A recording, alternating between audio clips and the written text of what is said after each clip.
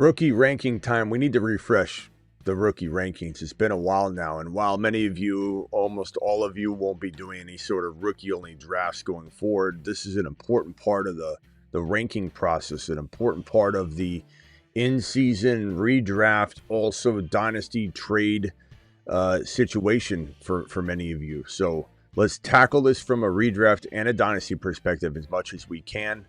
Ask me questions about redraft. Ask me questions about dynasty. Let's break down. This will be from like a hybrid dynasty, now perspective. So a little bit of now, but a dynasty outlook. Top 10 rookies 2026, not positionally divided up. This is a top 10, almost like a mock draft type of format. And we're also drafting tonight on Underdog promo code Smitty. So rankings, then draft. What could be better? Graveyard Show begins right now, ladies and gentlemen. File on in. You're watching a Graveyard Stream. Live from the FantasyFootballShow.com studios. It's the Fantasy Football Show. Live! Monday through Friday, 8 p.m. Eastern. Smitty is also live whenever news breaks. No debate here. There's not much to say, but there is a lot to talk about in terms of the output, the expectations, how much above everybody else is Jeremiah Love this year as a redraft and as a now dynasty prospect. There's no debate of where he's ranked, just a debate of, is this as crazy of a rookie output as we expected, or are we worried about this Arizona Cardinals situation? I covered this at 8 p.m., so we definitely are not just dancing around this topic for the first time tonight or the last 48 hours, but more has piled on to this concern that people have, the panic that's ensuing around Jeremiah Love. But the truth is, he's baked in all the way into the redraft value in ADP to the point where there's nothing to speak about. You're getting Jeremiah Love in redraft at the 2.12, and that is falling. I've got the rankings right here, the ADP. I need to update this list. It's a little bit off because of some updates and some iterations that come through. But Jeremiah Love is now 26 overall. So he's now not 24, now not 25. As predicted, he dropped to 3.2. Did that move Devontae Smith up? That'd be crazy if he climbed up into... He's at 26 overall still. So he's right at this 24, 25, 26. He's right at 3.2 still. But Jeremiah Love has fallen right to that same territory as well. So Jeremiah Love, every bit of the redraft concern you have, every bit of the now dynasty concern that you have is baked into the concern and fear that everybody's perpetuating over and over and over, all over the place. News wires everywhere. It's a committee, Algier. It's going to be the same thing as usual. They're talking about a 3 running back rotation. LaFleur said today that the one running back can't get 65 reps. Like, this is the third overall pick getting $50 million guaranteed. In fact, his contract is not even running back scaled. Anybody taken in the top 3, regardless of position, is an automatic, no negotiation, guaranteed $50 million on the course of the contract. So it's such a heavy investment. There's no concern whatsoever. It's just a slow unveiling. He's learning. He's working with the 2s right now. People are freaking out about that. Oh my God, he's the 1B right now. This is so fantastic in redraft. From a dynasty perspective, the kid is a top 3 to 4 future running back at the very least. The only reason I can't say 1, 2, or 3 is because I got Genty at 3. I got Gibbs and Bijan tied at 1. There's no room for him, but he's capable of getting into the top 3, top 4 easily. I mean, he's locked into the top 4 or 5, but he's easily capable of even edging out Genty if the situation ends up being so much better than people think. And from the redraft perspective, Brissett is a guy that just broke the NFL completion record. This is a guy that could throw 50 times in a game. This is a guy that could throw for 450 yards in a game. This is a team that has a lot of weapons. And yes, there's a lot of concern about whether they win games and how does it look at the end of the year. And are they going to be wanting to potentially take out Brissett even if playing well? But because they have 3 wins and they're halfway through the season, they go, let's put Beck in and see what we got because we got a draft coming up. We need to know what Beck is. That's certainly in the realm of possibility. But Christian McCaffrey thrived in Carolina with turmoil around him. Jeremiah Love's the one player that you don't have to worry about that. MHJ, man, MHJ looks so up and down right now that if he gets a quarterback change midseason, he could definitely just fall off the face of the earth. Michael Wilson without Brissett, we have never seen him thrive without Brissett, so we have no idea what he is. McBride's been up and down, probably still gets his third round value, but that's why people are scared of him in redraft 2026. So, Love, redraft, beautiful. No risk really at all at his falling toward the middle of the third round ADP. But in Dynasty, when you take him 1.1, are you getting that top 5 overall player? Yes. Don't worry about the noise. Don't worry about it. It's the Cardinals. I get it. Everybody's scared of this situation, but this is a bona fide stud. This is a bona fide Bijan type talent. He is. You don't have to accept that. You can just sit back and wait for it to happen. But we're the ones that invented Bijan. We invented Gibbs. We invented Bijan. Jeremiah Love is no different. We're the ones that can say that because as we took the L after his rookie year and he didn't have the season we predicted, we got to take the L. If we're going to call ourselves the biggest on Bijan, we got to take the L. I took the L. We did not successfully call the Bijan rookie season, but boy, did he turn into the player that we predicted him to be. When other people were doubting, when people said there'd be no touchdowns, when people freaked out and abandoned ship on the Bijan Robinson front, which doesn't seem like it's the case. Hindsight's always 20/20. Everybody has a foggy memory about how doubted Bijan was in this industry. He was so doubted by so many, and this guy is no different. They're doubting his situation. Even though they're doubting the situation more than the talent, they're still doubting this kid. We're going to be there to remind people that we loved him at his newfound risky value, which bakes in every single bit of the risk. Okay, I know we didn't have to talk about debating 1, 2, 3, but I wanted to get that out in terms of the value and what you're getting at 1.1, what the value is in a trade if you're trading the 1.1 away. Some people are freaking out and they're like, I'll trade Love away now that I got him. I'll trade the 1.1 if for any reason you haven't drafted yet. Number 2 overall, this is a debate. I could honestly, when we open the phone lines in a little bit, I definitely could understand if anybody was debating between Jordan Tyson and Carnell Tate, Tyson. Even Jadarian Price deserves a look if you needed a running back. Honestly, Price is going to be a monster. This is like safety, steady. This is higher risk, higher reward. Pick your poison. You want steady, you go with Tate. You want somebody that's going to be risky, but could be a top 5 next CeeDee Lamb type player. It's Jordan Tyson. Now, Chris Olave just inked a 4-year deal, $90 million guaranteed, $33 million per year, $130+ million in total. You could look at that as a negative and say, oh, well, now the road won't open for Jordan Tyson, but this still could be Tyson's room. The wide receiver room does not have to go to Olave just because he inked the contract. That doesn't determine anything, but I know a lot of people were hoping that he just leave and it'd be like the Ibuka situation. Emeka Ibuka went to Tampa. Evans was there. Godwin was thought to be more alive than he is, and Jalen McMillan was just drafted. And you got Bucky, and you got all this. So it's like, oh, this isn't a very good spot. Ended up being great. Everything kind of just folded around Ibuka. He's king of the castle, king of the hill. There's still enough talent on the roster for Ibuka to still thrive and not get focused on by defenses. But yeah, Ibuka's king of the hill, and that's what we kind of wanted for Jordan Tyson. But I don't think it holds him back all that much. I think Tyson's still the 1.2, but I could put this at a tie. And I'd hate to do ties, but I do ties a lot because I don't want to just force an answer. If I truly believe that this is a rotational basis type of ranking, then if you've got 2 drafts side by side, you take one and one and you take one and the other. And while I wasn't even planning on doing a tie, I think this is the only way to rank them because it's tiered in a way.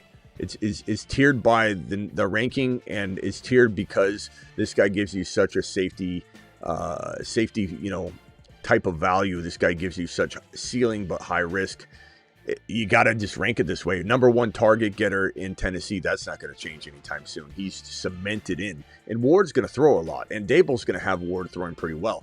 Tyson, he's in a high-octane system that 2 players can survive. Similar, I don't want to call it a baby version of the Lamb and Pickens or a watered down because it's disrespectful, because they could be nearly as good. They seriously could. Olave has top 5 to 7 wide receiver potential. Tyson has the next CeeDee Lamb type potential. They just look, they're not grown yet. They're not mature yet, but this could be that version of it, and the offense could feed it.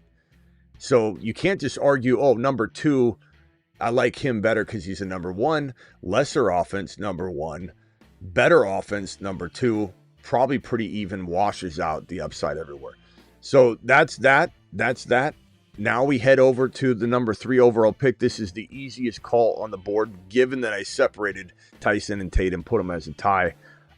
This is going to be Makai Lemon. Just kidding. I gotcha. Got him. Got him. Okay. Makai Lemon owners are like punching the air right now. Damn, Smitty, you're going to pay. Makai Lemon's going to show you. It's the easy call. Jadarian Price has already taken massive amounts of reps with the ones. Jadarian Price is catching passes like he's a PPR monster already. These things are going to be hit and miss some years. We're certainly going to have, these types of situations. We're going to have the Keon Coleman's where they're tearing it up. The Henderson, Trevion Henderson was tearing it up in the preseason. If you just I know we're all kind of PTSD. We're trying to block it out of our memory. But if you go back to this time last year, Hendy was ripping off. Remember the preseason? Ripping off touchdown runs. Ripping off touchdown scrimmage runs. He was just being utilized like they had already chosen him to be their every down back, and it wasn't a hesitation. Keon Coleman was tearing it up in scrimmages, catching touchdown over people's heads, just mossing them, and then both of them were not used. Both of them vanished at the beginning part of the season, and that happens. You have to understand that could happen in this situation. But this feels different. It does feel like he is certainly the future of this running back stable. They do love Charbonnet, but he's still a ways off. He's not coming back anytime in the next couple weeks or anything like that. So Price is certainly the guy. And when it comes to talent standing out, this room is like a bunch of Pop Warner running backs mixed with a Heisman winning running back. Like that's the difference in level of talent. So all it takes is just to see him run. All it takes is giving him work. All it takes is throwing him a 7-yard, pass in the flat and having him go 55 yards to the end zone. It's going to open the door. He's going to open his own door. And even if he was limited to a 50-50 share in the first week or two, it's just going to take his abilities showcased on the field to grab a hold of the job. And, while there could be a committee kind of mentality here, and it certainly feels like they're leaning that way now, they're talking about Halani and all this stuff, it's not the same total regime at all because Kubiak's gone. So we can't just say, oh, this is going to be a Kubiak running back by committee mentality, which is not going to happen in LV, by the way, because you have Ashton Genty just going to dominate. But Jadarian Price is such a good buy low candidate right now. He's going to be less and less capable of being bought low because of the shining that he's doing right now and the news that's kind of covering it to a decent degree, but kind of letting it slack a little bit so that we can still steal him away. But this is a monster redraft. I love him at his near 6.5 round. Some cases in grandma leagues, ESPN leagues, Yahoo leagues, 7.5 round ADP.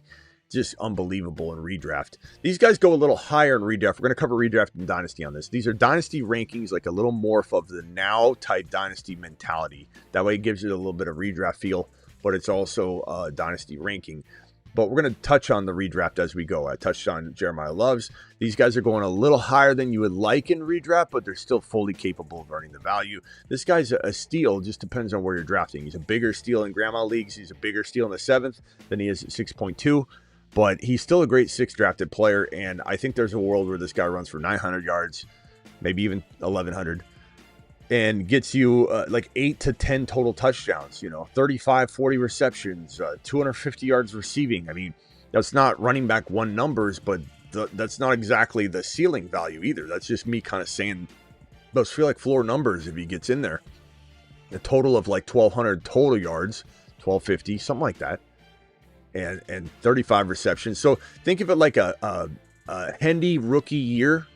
Hendy had 1,100 yards and 10 touchdowns, 35 receptions. Think of it like the 35 to 40 receptions, 1,200 yards instead of 1,100 yards. And yeah, about 9 to 10 touchdowns. So it would be similar to that line, I suppose. And where he starts to pop off, if he does some of that work, massively compacts some of that volume to come out of weeks, 7 through 17, they're going to be higher numbers in those games than if you were stretch out those numbers across the entire season. Meaning you don't know what you're going to get in week 1. When people say, should I start Jadarian Price right now or so-and-so, you can't make those determinations yet. It's fun to kick it around, but you can't lock it in yet. Price easily number 3 overall. This is where it gets a little dicey.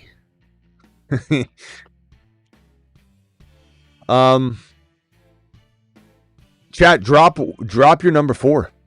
I'm really curious to know when I go to thefantasyfootballshow.com. I don't even know if I fully agree with the rankings I have on thefantasyfootballshow.com. They're ever evolving. Every time I look at them, I want to change them or I do change them. So, I have like Coleman in this conversation, Stribling there, Mendoza if you need a QB. Stowers going way too high. I got to lower him. I'm looking at the rankings right now because Stowers has kind of fallen to the wayside for right now. You got Cyrus Allen entering the equation. Zachariah Branch is looking fantastic. You've got Casey Concepcion, who was dominating our 5, 6, 7 ranking territory. You got Mekhi Lemon, who a lot of people are going to want Lemon in this conversation. And let me close, or I can move I'll just keep this now until we get over to those numbers. Mekhi Lemon's going to be in a lot of people's ranking here. Antonio Williams is fantastic. Stribling is really, really solid. Mendoza, if you're in a super flex, but I don't know that Mendoza goes here. I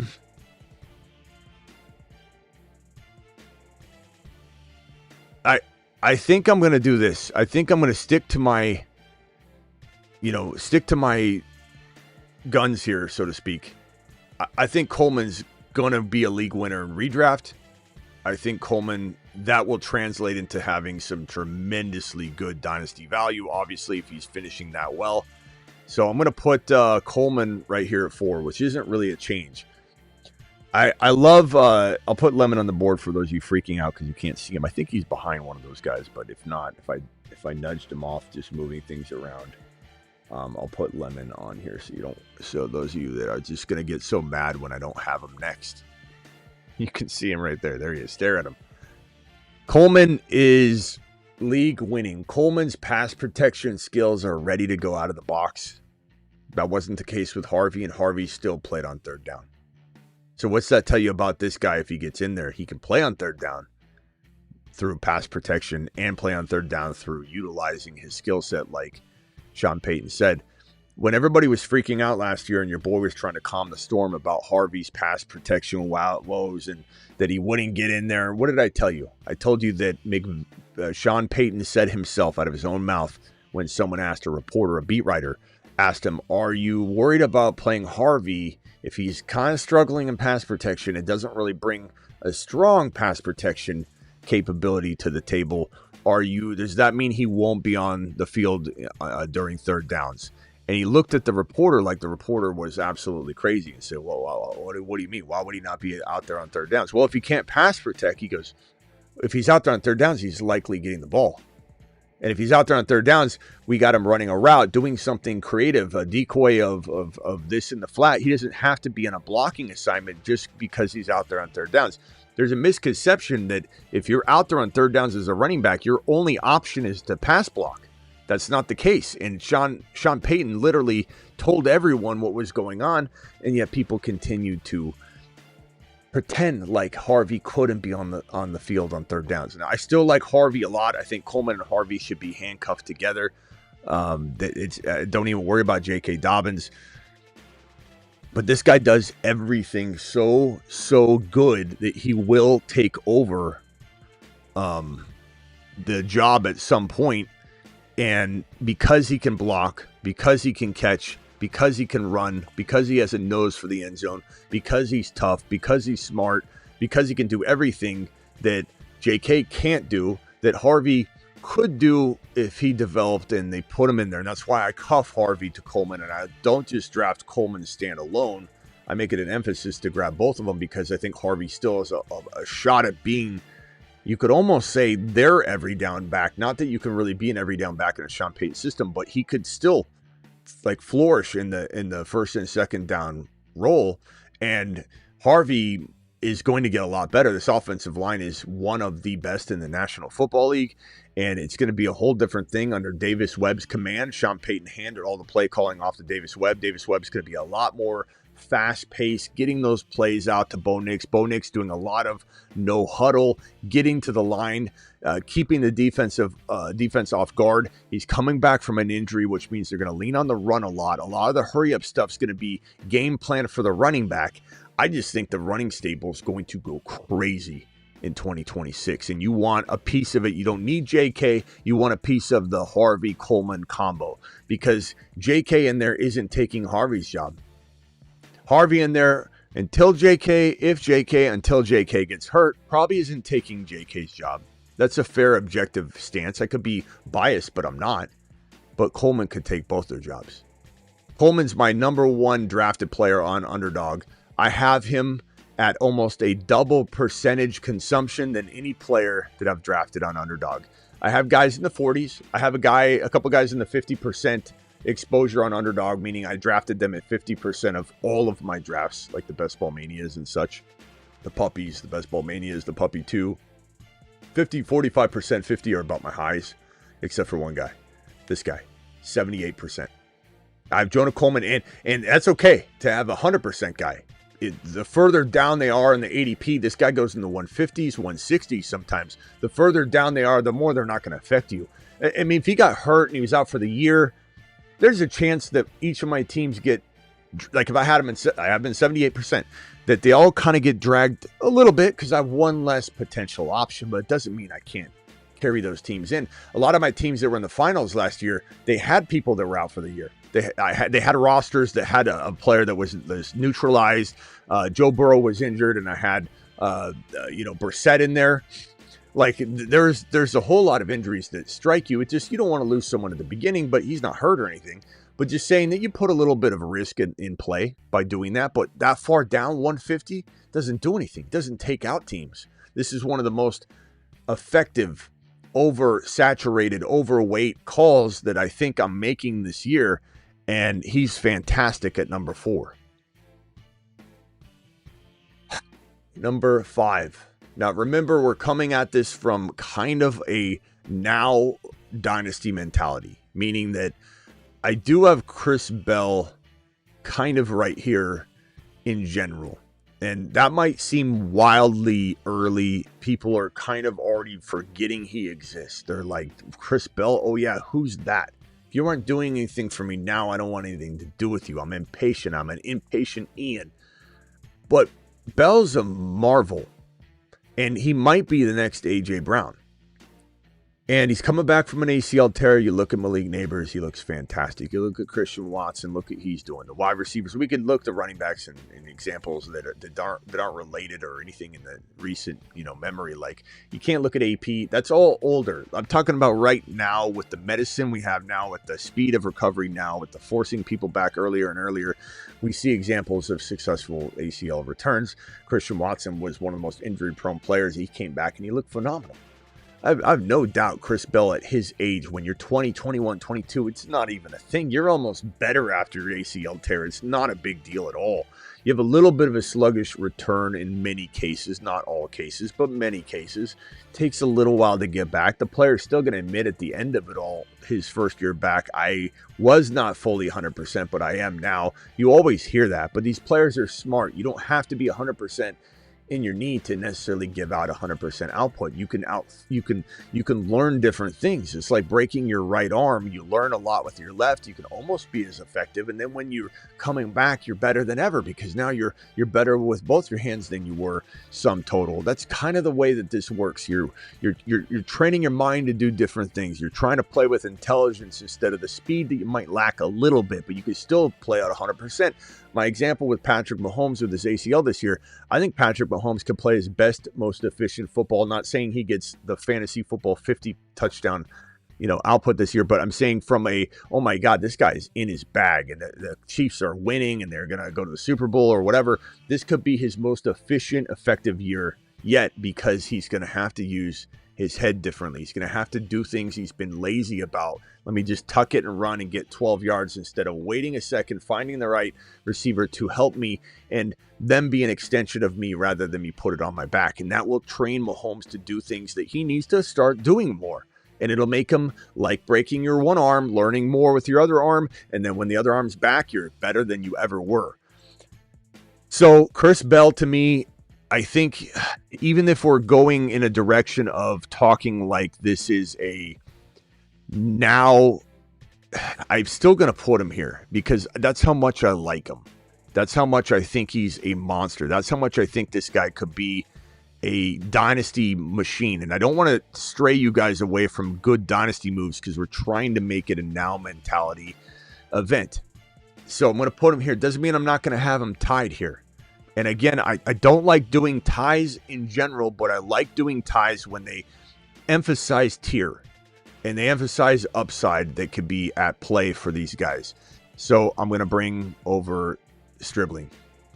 And I'm going to say Stribling feels like he has really got the upside and ability to be in this situation. Not only because Mike Evans gets older, he's the top dog on the Niners next year. Deebo Samuel's going to get older, so Stribling has a real opportunity to develop and grow in this system, in this Shanahan pre-snap motion place of glory to get the most out of his talents and skill set.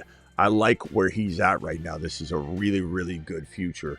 Mekhi Lemon, Omar Cooper Jr., this is a lot of good talent on the board. Cyrus Allen, who we've been higher on than anybody, and now everybody's coming around talking about how they love Cyrus Allen. The cat's out of the bag now.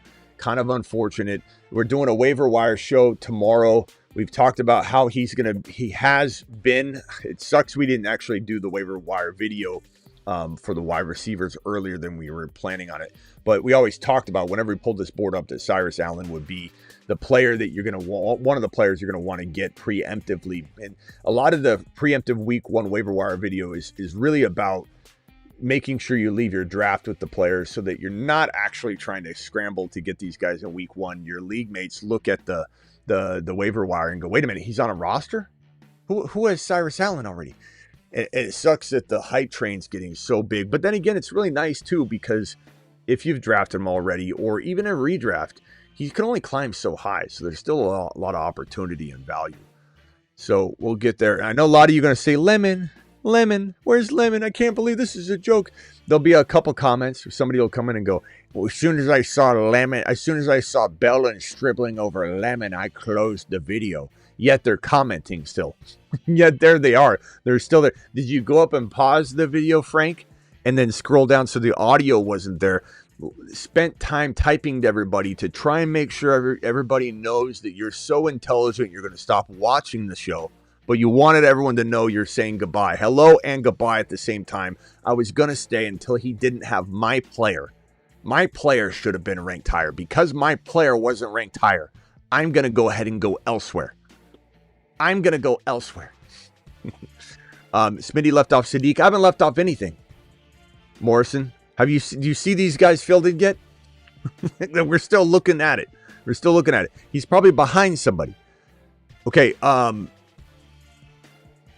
probably going to say here, there's a chance I can move a Mekhi Lemon into this conversation, or he goes up to 6 to maybe share the stage with a couple other players, which I think are going to be, in the same boat, truly.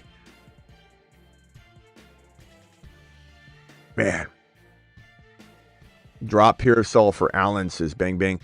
What would make you... Oh, I know why, because your name's Bang Bang Niner Gang. You're a Niner fan. Bro, what would make you think that Parasol's even worth holding, let alone considering leaving Allen out there for Parasol when we're literally sitting here contemplating how high Cyrus Allen's going to go in dynasty rankings, and you ask me about Parasol? I wouldn't have drafted Parasol. Let's see here. I'm not forcing Lemon. I'm not doing it. I think Cyrus Allen has a chance to get into the same ranking as Bell and Stribling, but because there are roadblocks. Look, Worthy's no bum, and Rice is not out of the way by any means, and they might even extend him if he keeps his head on straight. And so I think there's upside for him to be here, but I don't think his situation calls for it yet. It could. Chris Bell, he could be the number one for the Miami Dolphins, not only as soon as he comes back, but for the future. Stribling could be the Niners' number one. Allen's got a tougher climb into the one spot, but it could happen through a way of injury with Rice, doesn't get extended. Rice doesn't play as good as he should, doesn't get extended. Rice gets in trouble, doesn't get extended. And Allen has the capability of leapfrogging Worthy, but there's still 2 wide receivers sitting in his way, so that's why he goes there. This guy's looking phenomenal every single day. Branch is better than Lemon. Branch is a better receiver than Lemon, let alone probably doesn't have that much of a different situation compared to Lemon. What are we at? 1, 2, 3, 4, 5, 6, 7, 8, 9. We'll put Lemon here. Put Lemon here. I'll make sure I don't make him smaller in size. He isn't the biggest guy, but we'll put him right there. Branch. Cooper Jr. It's so hard to not rank Cooper Jr. higher, but his situation isn't the best. I almost want to say Boston. Oh, we're at 7. Sorry. Boston, KC Concepcion. And I have KC probably higher, but we'll see. In Cooper, I would probably say Cooper, just based on talent, Concepcion, and then Boston in that order. And I might move these around as we go. Antonio Williams, Emmett Johnson, love Emmett Johnson. It's not like he has a wide open door to the role, though, so we can't get too crazy carried away with like, oh, it will be there for me. You just don't know. You're kind of buying him on the insurance policy that, he could climb. Antonio Williams for sure has upside. I'd put him up in this group. I almost want to put him here. But we still have to see a lot there. I would say he's probably right here. Capable of being the number one in this group or even going right here. I draft so much of him. He's really, really a good play. I'm going to put Antonio Williams right here. Hurst I like a lot. Kalen Black I like a lot. Washington. Sadiq and Mendoza. Looks like Sadiq wasn't hiding behind anybody. But he's not missing. Where's Sadiq at? Sadiq. I'd say Sadiq goes up here. I'd say, do I put Sadiq? I want to put Sadiq over here with this group. This group is just like, there's problems with this group. Sadiq has a crowded room, but he's got that room maybe to himself. Branch, Lemon. If we're thinking more now, it would go like this. Williams, Cooper, Concepcion, Boston, Allen, Branch, and honestly, it's now, if we're totally thinking 100% now, redraft now, Allen could fall back behind Lemon potentially, maybe not. Just kind of depends on the coming weeks. Branch could go ahead if it was just redraft or extremely now dynasty rankings. But I'd say it's in this realm here. You could put Black down here. You could put I might be even missing, I'm spitballing this, I might be missing 1 or 2 players. So let's open phone lines. You guys can debate this with me right now. Super chats will be handled in order in which they're received. Thank you, Rumble. Appreciate you being over there. Hammers in the building. All the FDX DKs in the building over on Rumble. Appreciate every single one of you over on Rumble. And Scotty Do dropping a chat. AJ Brown for Cook if I need a running back. Walker or Hampton. I'd rather have Hampton by a hair, but love both of them. But Cook has higher ADP than AJB if that's redraft. If that's dynasty, Cook over AJB by a country mile in terms of value, especially if you're trying to trade. Travis, what say you on these rankings? And I'll be honest, I'm not set in stone on this. This is a very spitball affair here. I'm looking at Branch and I almost want to move him ahead of Allen for now. And then I look at Allen and I'm like, it could be down here with Bell and Stribling. And Emmett Johnson might need to be behind Sadiq. Like I'm very open to moving this because I very much spitball this together. But what say you? And let's potentially move this around a little. So I think all of this has to be kind of up in the air as we watch what happens in camp, preseason, and all that too. That's going to change. But like right now, if we just like 1, 2, 3, so Love, Tyson Tate, Price, Coleman, Bell. I have them. Those are all in the same order. When it comes to the wide receivers, I still have Concepcion as my number 4, and then I have Stribling, Allen, Boston, and I go down from there. So I guess I'm a little higher on Concepcion still. I think the way I look at it is one, and it's, you can call it a cop-out if you want, one of Concepcion or Boston is going to be really good. And I still like Concepcion in that, but we have to see how that plays out, how they use the wide receivers. You know what I think? You know what I think's going to happen there, though. Good, both can be good. Yeah, I think what's going to happen there is the QB switch out is going to just cause like turmoil, and so I think we'll see flashes of what either Boston or Concepcion will be, and then we'll go into the second year. This is my take. You could be right though. And I think we see like hiccups in the change out of quarterback because there's no way Watson's staying in there long, get hurt or something. But maybe we see more just like too, yeah. Depends on what they do at quarterback. But I do think Boston's pretty good. But I think Casey Concepcion has a chance to be a lot better. I think Fannon's the number 1 in Cleveland no matter what, and that kind of puts a cap on Concepcion and Boston because I feel like they're playing second fiddle to Fannin. And for whatever reason, I guess, you could call that me just wanting the higher upside player that could be the 1 versus chasing something that has a cap on it. I think I have a little bit of a tendency to go to a different player that has, even if it has more risk, but has a ceiling to be their number 1 or, so like, I don't know. You start running out of those opportunities here, but like Antonio Williams could be the number 1 in Washington, potentially. He's my wide receiver 8. Again, I guess I'm talking more from a dynasty perspective, so I'd have to change it up if I was looking at redraft. Just to clarify in the chat, I see people going back and forth. The Late Show isn't only dynasty. No. We're talking both here. So I know there's some... We used to do the Dynasty show on the Dynasty channel, but we haven't done the Dynasty channel in like half a month or a month because we just don't have time anymore. Because I'll do some daytime Dynasty channel stuff, but this is where everything resides. There's the main channel. This is the Graveyard Show, midnight Eastern. Okay, so do you agree Stribling could live here? Do you have a problem with Stribling here?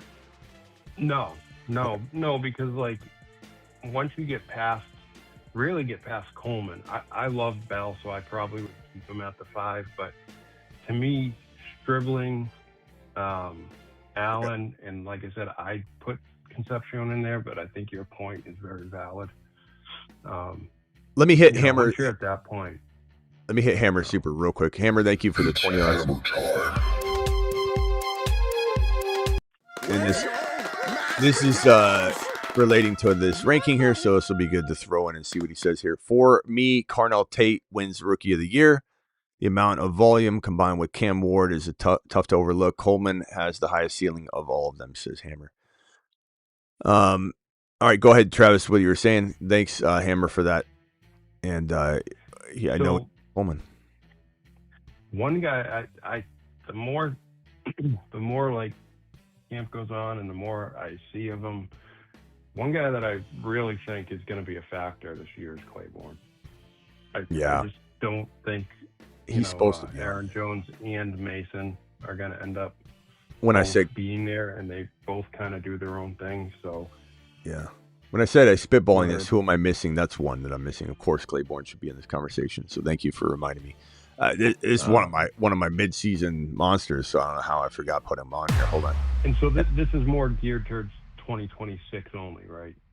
It's a win now dynasty ranking. So like you've got a win now team, and Claiborne again, he's a mid-season monster. He's certainly on this list. I was was spitballing this from memory, and I'm surprised I didn't miss somebody big because it's hard to throw all these names out on the fly. I don't script any shows. I don't prepare for any shows. That's what you get from me. And that's sometimes funny when we miss something like this. Okay, so Claiborne, if I had to put him in here, I think maybe I can't put him ahead of Emmett Johnson per se, but like at least right here in this conversation, if things start to develop for him, like Aaron Jones gets banged up and Mason's like not catching passes, and all of a sudden Claiborne's like in the news, or like this guy's looking like kind of like Cyrus Allen right now, then all of a sudden he goes to freaking sit in the 6 conversation, with Branch and Lemon, and that's where Claiborne could go. But right now I think it's pretty pump the brakes. Kyle Williams from last year, pump the brakes. Thornton in LV, we have to be careful not to just get too excited because we see the talent and they might not, even though they drafted him. But do you think you should go higher than right here? No, probably not right now. Okay. Because like you said, we still got to see some developments. The other 2 receivers that, probably belong, at least talked about, would be Caleb Douglas and Kevin Coleman Jr. Yeah. in Miami. I think one of them end up doing something. Yeah, definitely could. They could definitely be in here. Okay. I like Douglas a lot. I think he's got upside for sure. I'll put him on here. I don't think I have a graphic for him, but I'll just type his name real quick, and I think he'd probably go, in this 9 area. Just throw him in there for now. Yeah. And then I saw someone asking about the tight ends, and beyond Sadiq, like I love Stowers. I love Delp. I like Raridan, Jolie. But we got to see their role on the team develop more before we can go and say, for 2026 and win now, these are going to be big parts of the team. Luis says that the Eagles are going to throw more than people think. They're going down to 2 wide receiver set, more extra tight end, run heavy. Like, so I don't know where you're getting that, Luis, but could they throw more efficiently maybe because of the run? It's possible, but sure. The way I look at Jalen Hurts is he's been getting worse because he's, I think, getting injured. I think that the tush push, I think we're going to find out like in an interview a couple of years from now that, behind the scenes, but, NFL, whatever, that people don't know how injured he is from the constant tush push play. How could it not take a toll? Yeah, and I think he's going to have a shorter career than people think because of it. But he certainly hasn't been top 10-ish lately. And, you just because you throw a new OC at the wall, that mud might not stick. I mean, you don't know what this is going to look like just because it's new. Just because the Eagles have gone great OC, then they leave, and then they replace him with a bad OC, then they fire him, and then they replace him with a good OC, then they leave, and they replace him with a bad OC. Just because they've done this in a sequence that has worked doesn't mean that this is just going to work again. This isn't exactly the best replacement, like high-octane offense you're adding into this situation. You're getting a guy that you're kind of unfamiliar with what he's going to do. You've had injuries in the offensive line. That your offensive line gets hurt again, you're done. But we'll see what happens. Let me go to Hammer real quick. Travis, whatever you were just about to say, then I'll go to Hammer. I think you were just going to wrap up. No. I was just saying about the other tight ends. Like, we just have to see their roles develop and see, what role they're going to play in the offense. Because it's so hard with tight ends. Like Delp, he could be amazing, or they could slow roll him, and he could take a little while to get into things. And same with Raridan and Jolie. And even though we have, more than 10 guys on the screen, this is a top 10 ranking. So it's not like, Chuck, let me add you in just a second. I got a lot of people on the line. Call back in a second, Chuck, when I'll hit the number again. But we have, this is a top 10 ranking. We have more than 10 guys on the screen, but that doesn't mean everybody gets to jump into the discussion. These are guys getting nudged out of the top 10. I'm trying to bring in as many close call on the verge of being a top 10 overall player from the rookie class. So you can't just bring in Delp. You can't bring in Jolie. You can't bring in any of those guys. They're not top 10 guys. And many of these guys might not be either, but we're just having the conversation and they're getting nudged out essentially. Because we got 1, 2, 3, 4, 5, 6, 7, 8, 9, 10, 11, 12, 13, 14, 15, 16, 17, 18, 19. 22 top 10 guys. Right. But these aren't all worthy of discussion. Yeah, we're like Jolly's not worthy of being a top 10 discussion. But yeah, I like him. I like him a lot. I'm not saying he couldn't be someday, but as a prospect, as what we have in front of us, no. But definitely a good player. Hammer, you're live. What's going on? When I say like Carnell Tate, is he better than Jeremiah Love? No. What I do think is, like, people are laughing. Like, Cam Ward is that dude, and Brian Daboll, like what he did with Daniel, like Brian Daboll is going to be a godsend for him, and there was zero offensive line, and what Cam Ward showed me at the end of last season was like almost a miracle. I mean, there was like really no one even on a roster, and to have Carnell Tate inserted there, who is coming from the Ohio State system, and like I'm just gonna have so much volume. Like I think he has one of the highest ceilings, which again Coleman isn't there yet, but I think he's going to be the guy in Denver. And again, that's just a system, Sean Payton, that it's just going to be a machine, I think. And I think Coleman is just alone, just nasty.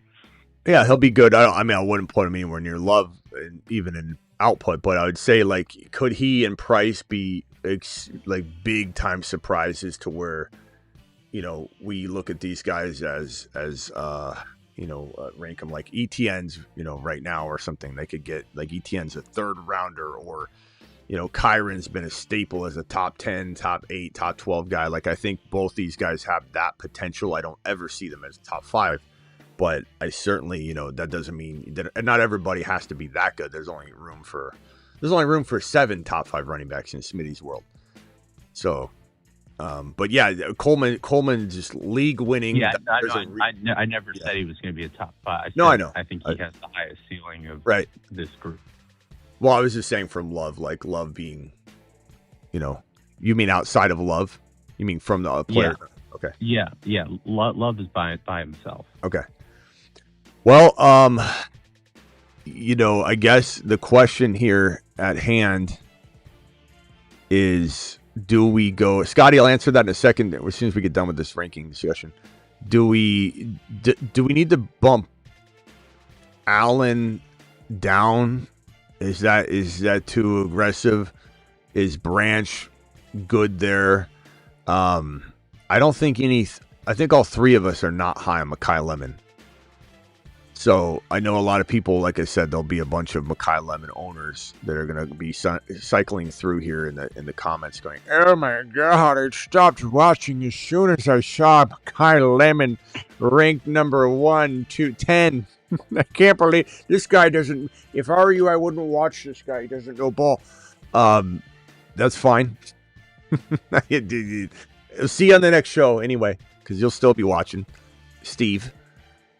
But who here do you think needs to move up, or you just think is maybe doesn't need to move up, but I think there's a real chance we're talking about them being like a whole nother 5, player spots up, like Sadiq when he gets a QB. Antonio Williams is just gonna, McLaurin won't stay healthy. Omar Cooper Jr. Hammer and I loved.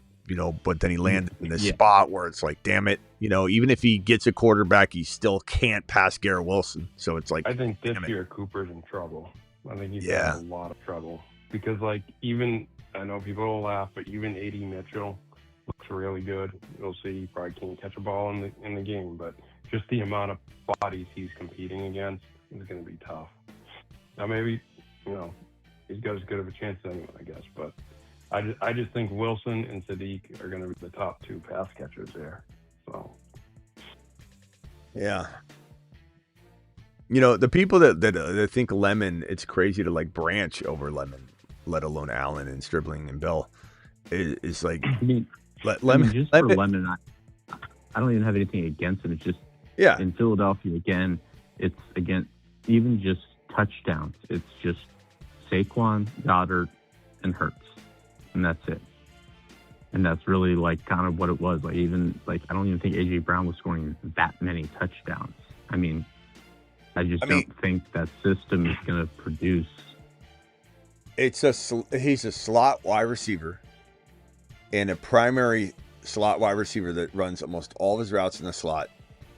Name 3 of them that have translated from college, that have been primary slots from college. Not saying they haven't played or moved like Cooper Kupp and JSN. They've done that in the pros. They've also developed into a different type of slot wide receiver in the NFL that's roving like all around. But yeah, give me a college prospect, primary slot wide receiver that's come in and dominated in the NFL. My phone line's open if someone wants to dial in and suggest it. He's small. He's not fast. He has some quickness. I'll give you that quickness in long-term speed and all that. Very, very different. He's got a little bit of quickness there, but he's small, and he plays in a system that's now dialing down to not always, but primarily 2 wide receiver sets, and he's a professional slot wide receiver. A, you won't see him on the field as much as you think. B, he's going to have less time to learn if he's not on the field all the time. He's going to progress slowly.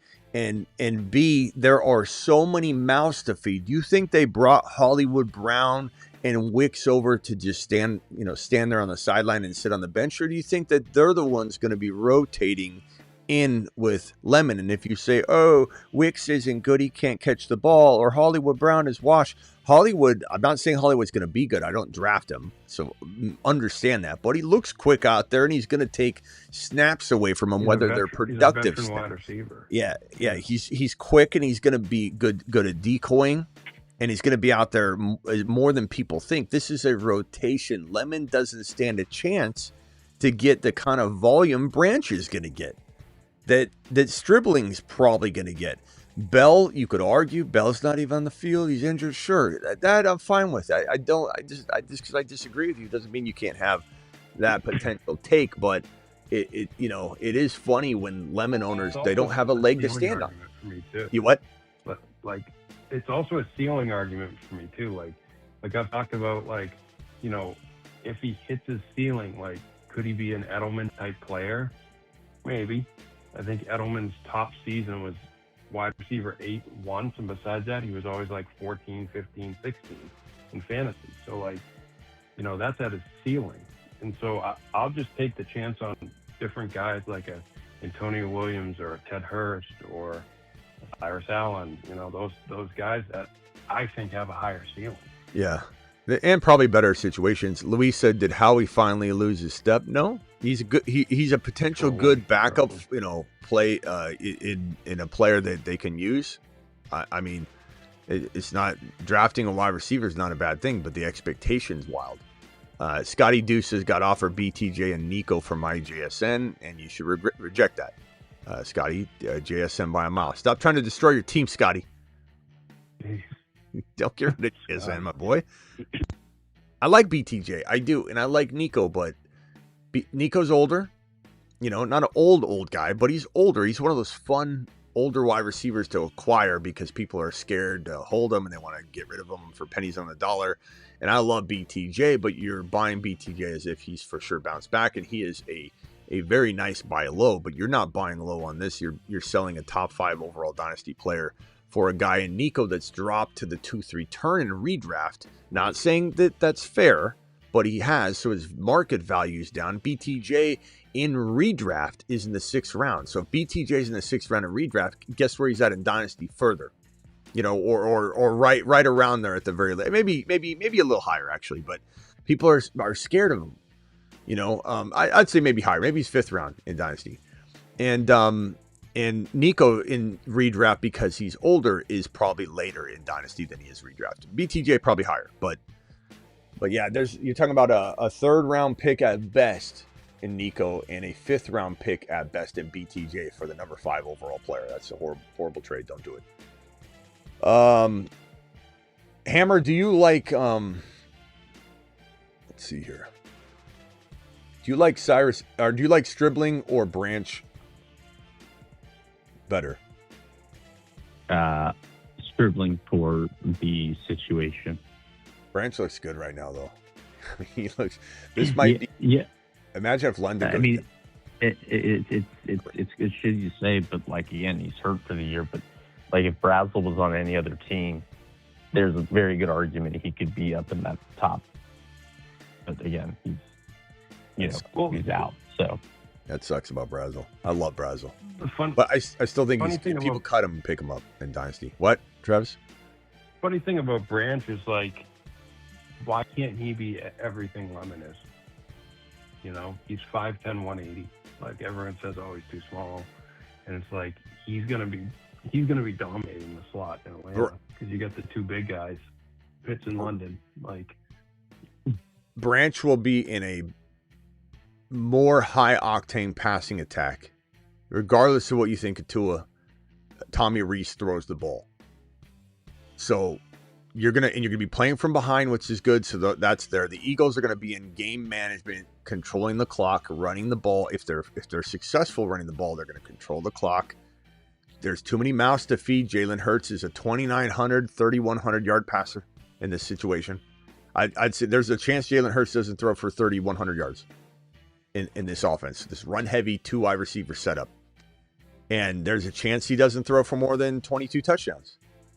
And you got Goddard, who's going to consume a lot of AJ Brown's touchdown targets. You've got this Devontae Smith character that a lot of you guys think is going to the moon and back, and then back around and slingshotting to Saturn and coming back home at light speed to enter a black hole and go to Andromeda. Like, so make up your mind. You like Devontae Smith or do you like Lemon? Because you can't like both. You can't think like Luis. You like Devontae Smith as a top 5 to 10 wide receiver, but yet you're here talking up Lemon like he's also going to be some very, very good play.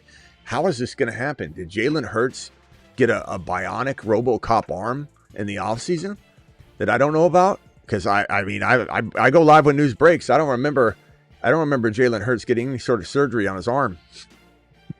Did they cut something loose that just lets him sling it? Is he going to Happy Gilmore the football down the field? I don't know. This isn't Dak Prescott in Dallas, like slinging it across the field, putting up 400 yards a game. Yeah. Chuck Nasty, you're live. Hey, what's up? Just wanted to say I got a couple of players here that maybe you didn't touch on, but I think could be in the mix late in the year. I like Ted Hurst. I think that's a crowded room with McMillan, Buka, and Godwin. He's right here. He could. He's right here. Yeah, no, I know, but okay. He's one I like. Okay. Jacoby Lane, one that's really good. I'm pretty high on him. I got to watch a lot of him at SC. Just a big jump ball, freak athlete. Baltimore could use him. I like Singleton on Tennessee. He could be good this year if Pollard or whatever were to go down. Okay, I like that. Pony says Lemon is in the slot. He will get lots of receptions, long passes. Hurts throws bombs. Bro, I mean, probably not as much as you think is going to happen with him running down the field on a go route from the slot. You're looking at probably the outside wide receivers. In Hurts doesn't even throw to the middle of the field, bro. Can we get Travis? Can you look up some stats on Hurts real quick? To my knowledge, I don't have any data in front of me, but to my knowledge, Hurts is one of the worst at throwing in the middle of the field. That doesn't necessarily mean he's bad at it. He doesn't do it. It's kind of like his style of play, and you drafted a receiver that's going to live in the middle of the field. So I don't know but go ahead, Chuck. I'm sorry. Oh, no, you're good. Have you guys talked about Delp? I don't know if you're the Saints tight end round. Not in the top 10 though. Not in the top 10, but we like Delp a lot. No. But I'm just saying, good draft capital, good guy, good situation. Could do well. Keep in mind this is a top 10 ranking though. Just let you know. No. I know we got a lot of names on here, but so bring up guys. No, it's the top 10 words. Yeah. Go ahead. No. I got you. No, and then I just, of course, Denver, but I think Jolly could be good. I know he's not top 10, but he could. He could. There is a path for him to, supplant Ingram if you wanted to. Again, probably not top 10. Hold on one second. Let me read this. No, I know. Sorry, I'm just. So how is Tyson becoming something elite with a lesser QB? Is Chuck becoming RoboCop overnight? I mean, Chuck's going to throw way more. Luis, do you really think Hurts is throwing more than Chuck? And as a passer, Chuck can be just as good as Hurts. Chuck's probably better. Value is in his legs. Chuck is a better passer than Hurts. I don't even know how. Luis, I don't know if you think Hurts is a good passer. He's not. He's a great running quarterback, which makes him a good fantasy QB. But you take away you make him even like a normal running quarterback, like a 300 or 400 and like 4 touchdowns, or you just are efficient, not like an overzealous Josh Allen or anything. You make him a normal running quarterback that runs, but he's normal. The guy's not even a top 12, 15 quarterback in a year. That's wild.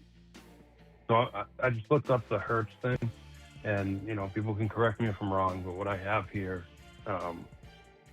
supposedly since 2022, Hurts has attempted 99 pass attempts between the hash marks. That's 6 fewer than Tom Brady, who retired in 2023.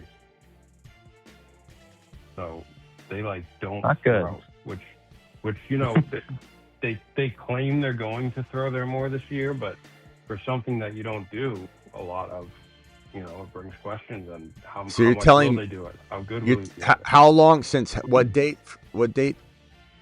So this says, and again, fact check me if I'm wrong or if this is wrong. Since 2022, Hurts has thrown 99 pass attempts between the hash marks. Okay. So we're talking about Mekhi Lemon having like 30 something receptions if he catches all of them this year. If he's the one that gets all of Jalen Hurts' middle of the field throws, might have 30. Real quick to the Shuck thing. Who the last time Hurts had a really good passing season? Who was the OC then, and where is he now? Yeah, Kellen Moore. Yeah. Well, yeah. He's had Moore. He's had Steichen. He's had, right now he does not have that OC. Like, just so you guys know, he does not have a passing OC. They're going to run the ball. This is going to be through Barkley or bust this year. Or Bigsby. The little bit of Tank Bigsby in your life never hurt nobody. Yeah, I like Tyson. He could have not a huge catch year, but I could see him, have a big A-dot, couple, lots of touchdowns, for, him. Big target, Shuck's gonna ball. Thank you for the super chat though, Luis. Across the middle. Yeah, hit me with it. I knew I didn't have it prepared, but your boy Smitty's mind is like a ancient elephant frozen in time, being ready to be thawed out, because sometimes I'm... So, on throws of 20-plus yards to the middle of the field, so we're not talking about little check downs and crossers, he has a 52 QB rating. I think that was last year. And then it says, on shorter middle throws or around 5 yards, he has a QB rating of 60. At the line of scrimmage, his rating balloons to 116. But anything requiring him to throw between the hashes with depth is a liability. Yeah. Not to mention... doesn't progression read well. Doesn't process the passing game well. Yeah. I mean... I just don't... This isn't science right here, but this is just, it's served me pretty well over my career. I just don't get the vibe either. It almost doesn't matter. Like, we can say what we want about stats and needing this to back this up and that, but the fact that I feel all of this about the data, and especially this situation, also prospect-wise, just didn't see it in Lemon. And I know some of the data is okay. Some of the data is not okay. It's not all okay. Some of it's okay. You could cherry pick anything. But I also don't get the vibe when I see him and how he, first of all, how he carries himself off the field. The wild interviews. You can try and blame this on him being nervous or that. Just don't have the vibe that this guy is going to become a star. And if you think he's going to be okay and kind of linger in the league, I could be wrong on that. I could be wrong. And I'm not even saying he's not going to linger in the league. So I haven't even really said that, but I'm just saying I'm not ultra impressed where I think this guy's going to. This is the kind of player that I think could be on another team in 4 years. You know, like that's the kind of player. Like in the league, sure, but a staple, the future of the wide receiver room, none of that. I don't get any of those vibes. But that's me. You know, you can do whatever you want. You can rank him wherever you want. You can trust him however you want. It is what it is. I got DJ on the line. Then I'll go back to Hammer real quick. Hammer, do you got anything else, or you want me to go to DJ? Good DJ. DJ, you alive? Best show on the planet, Smitty. What's up, squad? Travis and my man Hammer. Listen, here's what's perplexing about, to me, this whole I shouldn't say this whole, but the Hurts conversation as it relates to the receiver production that has been there in Philly over the past 4 years. And it's weird, and it's not a side for or against, but it's just an observation. There are only 10 other players that have had more receiving yards than Devontae Smith in the past 4 years. There's only 10 other players that have had more receiving touchdowns than Devontae Smith in the past 4 years. So it's weird. But I'd have to look into that data first of all, because we had people calling. Please do. We have people calling all the time that say, like, remember last night? It was like, hey, who was it again? I even forget. It was wide receiver 9. We're like 9, JJ. The other night, JJ's wide receiver 9 last year, despite we're like, no, he wasn't, bro. He was wide receiver 21. Well, I would like to think that I do, but yeah, but go ahead. But my point being is just that. But you know, I guess my point being is just that. You know, Hurts is like an enigma. I mean, I don't know who said it in the chat, but it's like, AJ Brown finished wide receiver 11 last year, 10, 11, 12, whatever. But somebody in the chat, and I was like, I was blown away. I couldn't believe that. I had to look that up. Like, how? How does that happen? So the question that I have is just simply, like, how is it that he has had 2 top 11 receivers past 4 years, and he is questioned as he is? I know. But I think with the receiver standpoint, I think this is what it is. Their targets were so concentrated, right? So although they may not throw a lot, etc., when they are throwing, it was going to Smith, Brown. Yeah, but again, I think that's what made up for it. Again, you don't know that. Like, you've never seen this offense with him being the number one. This is like when you're literally losing the guy that's allowed Hurts to play his best. And yes, you could say, oh, it's just Smith's going to step in and not miss a beat, but you also could very well have Hurts play very bad because he doesn't have that type of weapon. They're not the same weapon at all, and they're not the same receiver on any level. Devontae Smith's not a top 10 wide receiver. Could he be top 12 to 15 in fantasy football production? It's certainly possible. He's done it. He has breached the 10 before.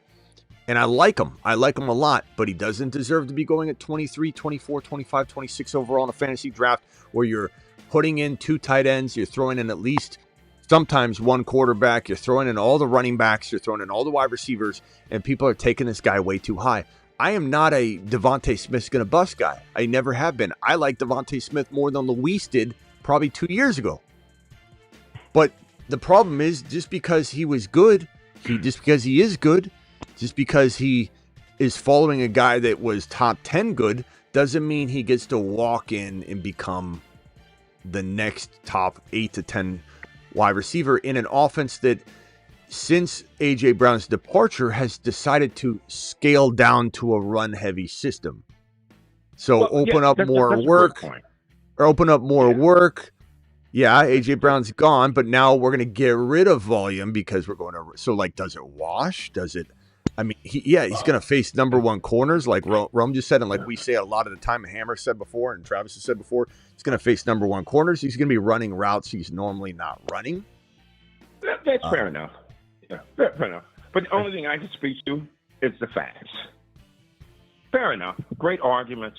I get that and understand. I'm not disagreeing with even some of the concerns, but I'm only just pointing out the facts. Now, from a fantasy perspective, I certainly get that, right? But what we're talking about coming into this year, that's ifs, ands, and buts, and this and that, assumptions. I was just pointing out what the facts are and have been. And it's just wild to me, and this is not an indictment on anybody. I mean, I didn't, when I looked, I was like, how was that? Because, like... Okay, well, hold on. What's wild, though? Because he's going at 20. He's going at 20. He's going at 24 overall, DJ. No. He's going at 24 overall. No.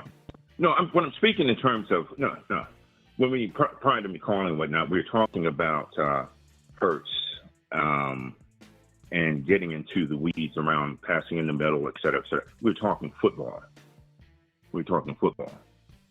I could be mistaken, but we were talking football. So I was calling in from a football perspective. To say, okay, well, Hurts hasn't done this, doesn't that, yet he's carried 2 top 12 wide receivers. And I'm just saying it's wild to me because I would have lost my money. If, I think if someone bet me. Yeah, I would have. Go ahead, Travis. So, just real quick, I think the context of that is pretty easy to like describe. He's a running quarterback that's great with his legs. He's had Saquon Barkley or a good running game. Swift was pretty good there. He's had a great line, and he's had 2 very good wide receivers. I mean, A.J. Brown's elite. Devontae Smith is a very good wide receiver. And so when you put all that together, and teams have to worry about defending the run and watching and spying Hurts, making sure he doesn't take off. There's so much more room to operate for these wide receivers, not to mention they have Goddard. And so my question, though, is Hurts gets out of the pocket too fast sometimes and wants to take off and run too much sometimes. How is he going to do? They want him under center a lot and not working out of the shotgun as much. And it's like everything's changing. You're throwing new receivers in there. He doesn't have a big body. I mean, A.J. Brown dictates coverages like almost no other receiver sometimes with his size and his positional ability. So I think that kind of explains why. It's a really good team. He's a winning quarterback, but he does it in a different way than a traditional pocket passer does. Well, yeah, I certainly get that. But again, facts are he still has supported 2 top 12. But DJ, he throws for like 3,000 yards and 22 touchdowns. Like I don't really know. Don't get him as your fantasy quarterback. Don't get him as your fantasy quarterback. I'm just saying, like, let's pass on him, whatever. I get that. I'm not arguing that. That's why I'm saying it's weird. Even fine. There goes Neighbors right there. That's a running piece, but still, that's why I'm saying. That's why I'm saying. To me, it's just kind of like, wow. That, and again, it's just my observation. All right, enough about Devontae Smith. We talk about Devontae Smith like every single night. So enough about Devontae Smith and Jalen Hurts for right now. Yeah, I was jumping on that. But with Lemon there in Philly, and I'll say this and I'll shut up. With Lemon in Philly, I wonder how Stowers is going to be getting on the field and used, in that slot-like role. Because like Travis, I tend to agree. Love to see him play some X, or that big slot role. You got no room for him to. He's a full-time slot wide receiver. You've got Wicks, you got Hollywood Brown, you've got Stowers. Stowers is definitely, I think, the better of the two in Lemon and Stowers. And you disagree. Someone that has Lemon can disagree all they want. I could care less. That's my take. Wow, McBride fell all the way to 33 overall. This is a Corgi, by the way, which is no different than anything else from like a lineup perspective. I don't know how many advance, but this is a Corgi. I got Lab McConkey there, the back-to-back picks. Man, if McBride would have fallen to me at the turn here, that would have been insane. I'm going to go Lad, and I keep doing the Mike Evans thing. I've been going Garrett Wilson a little bit here and there, but I still feel like Mike Evans is pretty damn hard to turn down here. I'm just going to go Mike Evans again. I keep getting the 12 pick. There's nothing I can do here. I'm not drafting guys I don't like. I do rotate it a little bit. I more so rotate it with the Hampton Walker, Hampton Achane, Chase Brown, and Hampton. I normally rotate that more so than the receivers because there's only a handful of receivers I like at this stage anyway. Garrett Wilson's one of them. Devontae Adams I like a lot too. He's a little bit of a reach here, but this is a fine start for me. I think I have the potential to have a top 10 wide receiver, top 12 wide receiver in Lab McConkey. I think I can get 12, 13 touchdowns out of Evans, so I'm fine with this. We'll see how it builds from here. Who else is on the phone line here? EJ, Hammer, what else you got? Then I'll go back over to Chuck Nasty, then Travis. It's like football wise, and you're just touching to DJ. I mean, is all the guy's done is delivered, and like when it comes to clutch, and again, it's not fantasy, so I'm not also trying to dismiss Jalen Hurts.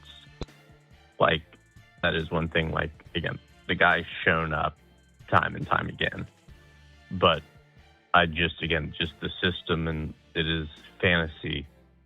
It's just not conducive. And I think that's where it's like convoluted for, like, I'm not saying anyone in particular, but like people just take it and run. It's two different things. That was something I kind of wanted to like make clear. Yeah. But we can have football debates. Garrett Wilson's great value there.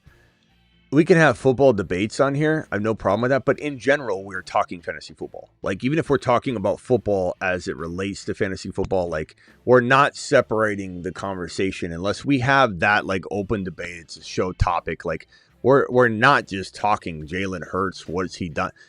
We're having the discussion to talk about how he's not a good passing quarterback. On any level, he's not good. He or great. Maybe he can be good at times, but he is not a great passer on any level. Jalen Hurts. He's not. Is he a winner? Yes. But that doesn't translate. That's not what we need, or doesn't matter. I could care less about it at the end of the day. I'll have a debate here or there, but like, that's not the end of the day. You have an offense that's going to be more run heavy. They're running less 3 wide receiver sets. That pretty much pulls a rookie, let alone Lemon, out of a lot of equations. And there's just not room for Lemon. And that's where this all started, with the Lemon ranking on the rookie rankings right here. But doesn't matter what, Hurts has done. It doesn't matter how many Super Bowls he's won. None of that matters at all.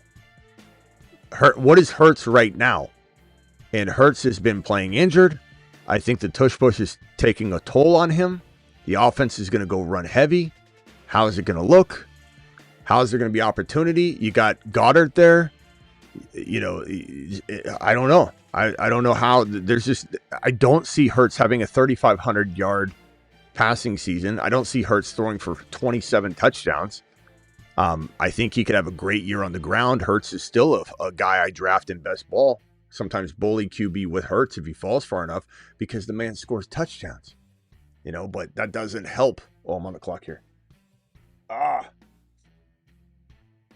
was going to say another thing about like Carnell Tate. Like, I think, another like offense that has a lot of like players that are appealing. Like, I think he outscores the Bears receivers this year.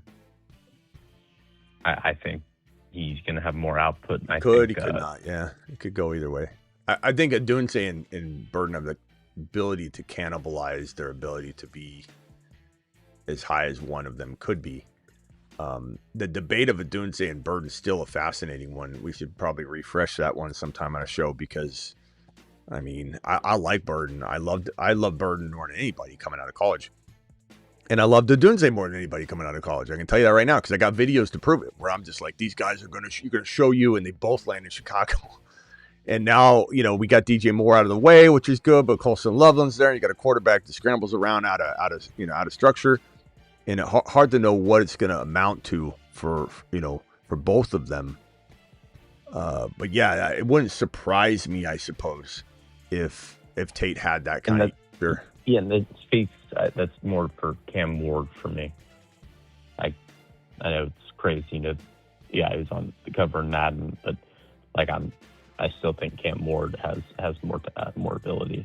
Again, you just watch his tape also. It's pretty remarkable. Luis says we only talk real football when it benefits the popular vote. No, it's the fantasy football show, Luis. I mean, this isn't a debate for who's the best quarterback of all time. It's not a bit like we don't have those kinds of discussions. The discussion was very clearly rookie fantasy football wide receiver rankings. And when we delved into what Hurts was capable, all of a sudden, we're supposed to just have like a Jalen Hurts. How good is he as a football player? Let's throw fantasy aside. No one cares about that. Nobody cares about that topic. Not here, not on this channel. So when we do talk about it, we're talking about the capabilities of the player, which are going to influence the fantasy football output. But I don't know what you mean by as if it's when it's convenient, we'll talk football. When it's not, I mean, I don't know what that means. My team so far, very, very, very normal team that I can draft from this 12 pick. I can't help it. I just don't want to. I definitely draft different variants of this, but I just I'll mix up maybe I won't mix up this rounds 7 through 10 a little bit to make it a different variant. But again, this is part of my brute force drafting from pick 12.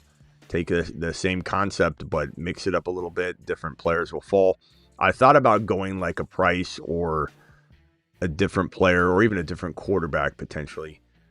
But I went ahead and went Drake May. So I got Hampton, Walker, Lab McConkey, Mike Evans, BTJ, Drake May.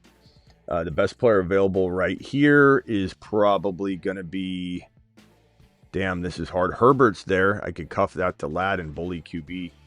Not a horrible option. I think one of these picks probably will be Jonathan Brooks, to be honest. Should I bully QB here, boys, or take a none guy? 5 seconds. Bully. Okay. I shouldn't have taken Brooks there to help ruin his ADP, but it's only one pick. I didn't want to. Okay, let's go Herbert. So Herbert, Lad McConkey, got Jonathan Brooks, have Drake May, have BTJ, Mike Evans, Lad McConkey, Walker, and Hampton. And I'll get Keaton Mitchell later. That's pretty good. Let me answer these 2 super chats real quickly, boys, and then go around the phone line. And Hammer, you can wrap up what you were saying. Not that we're leaving, but just so you're not hanging there. Let me answer this real quick. Just wanted to say I love y'all. Seriously, says Daniel. Is this Daniel the Commander?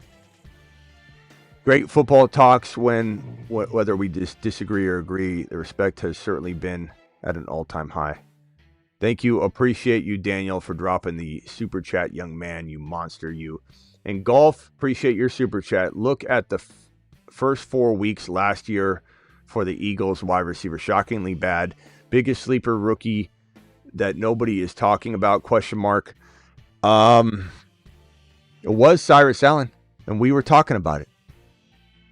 We talked about it kind of quite a bit. If I had to say the biggest rookie no one's talking about right now, I think it's starting to become Chris Bell and Claiborne. Chris Bell, Claiborne. Travis brought up a good one in Douglas. Those are probably the guys that you want to look at a little bit because people are not seeing them for what they are. Other rookies that come to mind, if I scroll down a rookie ranking, people are talking about Branch, so you can't use Branch, but I do love Branch. He's undervalued. Skylar Bell's interesting if that situation unfolds. Chuck Nasty said Jacoby Lane. It's not a bad one. Braza was a guy. then he got hurt. What's your thoughts on Malik Benson with the Raiders? I'm seeing buzz about him. Yeah. I mean, there's Naylor and other guys, and yeah, I don't mind it. I don't mind it. That's a new name for me. If anybody wants to draft Underdog, promo code Smitty. Links in the description. Links pinned in the live chat. Yeah, Benson. Brennan Thompson, that's a good one. He's definitely a guy that in LAC that has a lot of upside.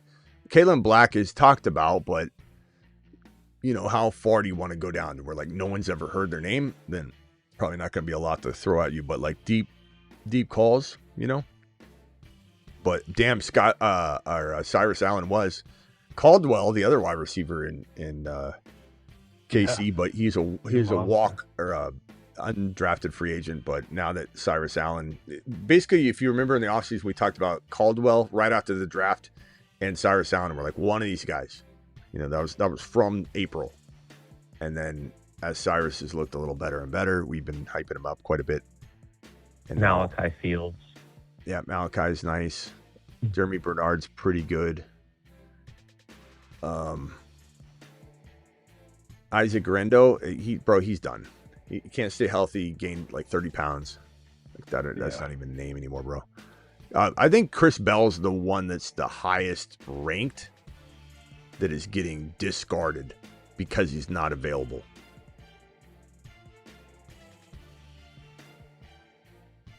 Talk about like maybe one of the easiest paths to being. I mean, really, it's not much competition.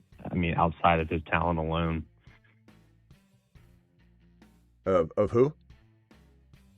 I'm saying like Bell. I think it's a great situation, and like his talent combined with that.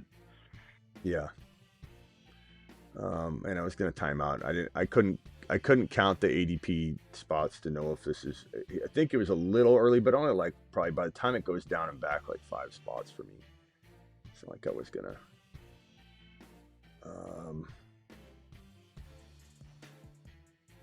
I'm gonna time out again, so I just got to force it. I went 3 QBs early, but I've got a trick up my sleeve here for wide receivers. But so I got Purdy and Evans. I've got Herbert and Ladd and Hampton, and I've got Keith Mitchell. So I've really kind of buttoned up a lot of cross-streaming stackage right here. And my theory this year, and I had it last year, and Burrow got hurt, and he was a big part of a lot of my cross-stream stacks. And by cross-stream, I just mean that like if you have, I can use this example. If you had Dak, then you had Lamb, and then you also have Kyler or whatever. And so you have this like cross-stream stack that's kind of like taking care of you, because stacks are important. But more importantly, I like grabbing these, Drake May, AJB, getting Mahomes and Worthy, and then having, whatever. Like, and having 3 of them's even better. But I think this can carry you from a week-to-week perspective, but especially if you feel really solid everywhere. Like I've got Walker, Hampton, Jonathan Brooks, and the Hampton cuffed. And I've got Ladd, Evans, and BTJ. Feels pretty good. I don't know where Stribling's ADP is. Let's see if he'll make it to me. 151. Yeah, he'll make it to I won't make it to the next picks because I got to wait so far down. But I could take Stribling to cuff to Evans here if I wanted. Probably not a bad idea. One player I want really badly, and I don't know if anybody's watching right now, so I might just keep my mouth shut for a minute. Although he might have already went. Did he already go? Let's see. Did he already get taken? I don't think he did. He did not. So I'll shut my mouth. Looks like it could work out. Because the player that I will take next, if he's available, I was going to take over Purdy. So if I still get him, big win. Big win. All right, let me go back over to Hammer, then to DJ, then to Travis. Hammer, anything else right now? I think I'm good. I appreciate it. Okay, you can stay on the phone, whatever you want. If you need to hang up, no problem, but you can stay on. DJ, and then Travis, then Chuck.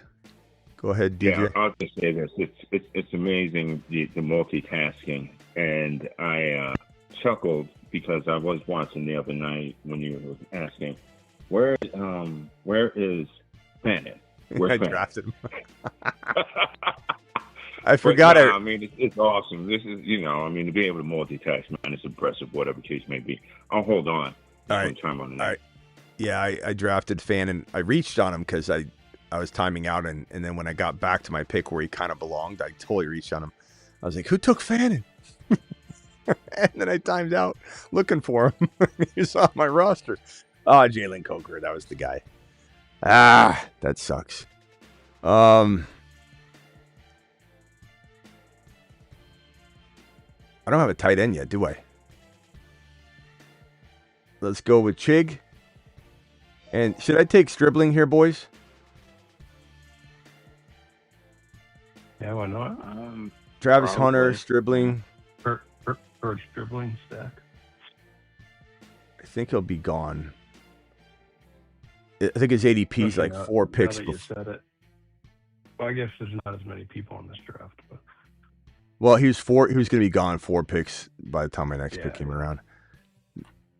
So I got Stribling. I got Mike Evans. That'll be pretty good. Lab McConkey. I could take. Yeah, I don't know. I love Okonkwo though. I think he's fantastic.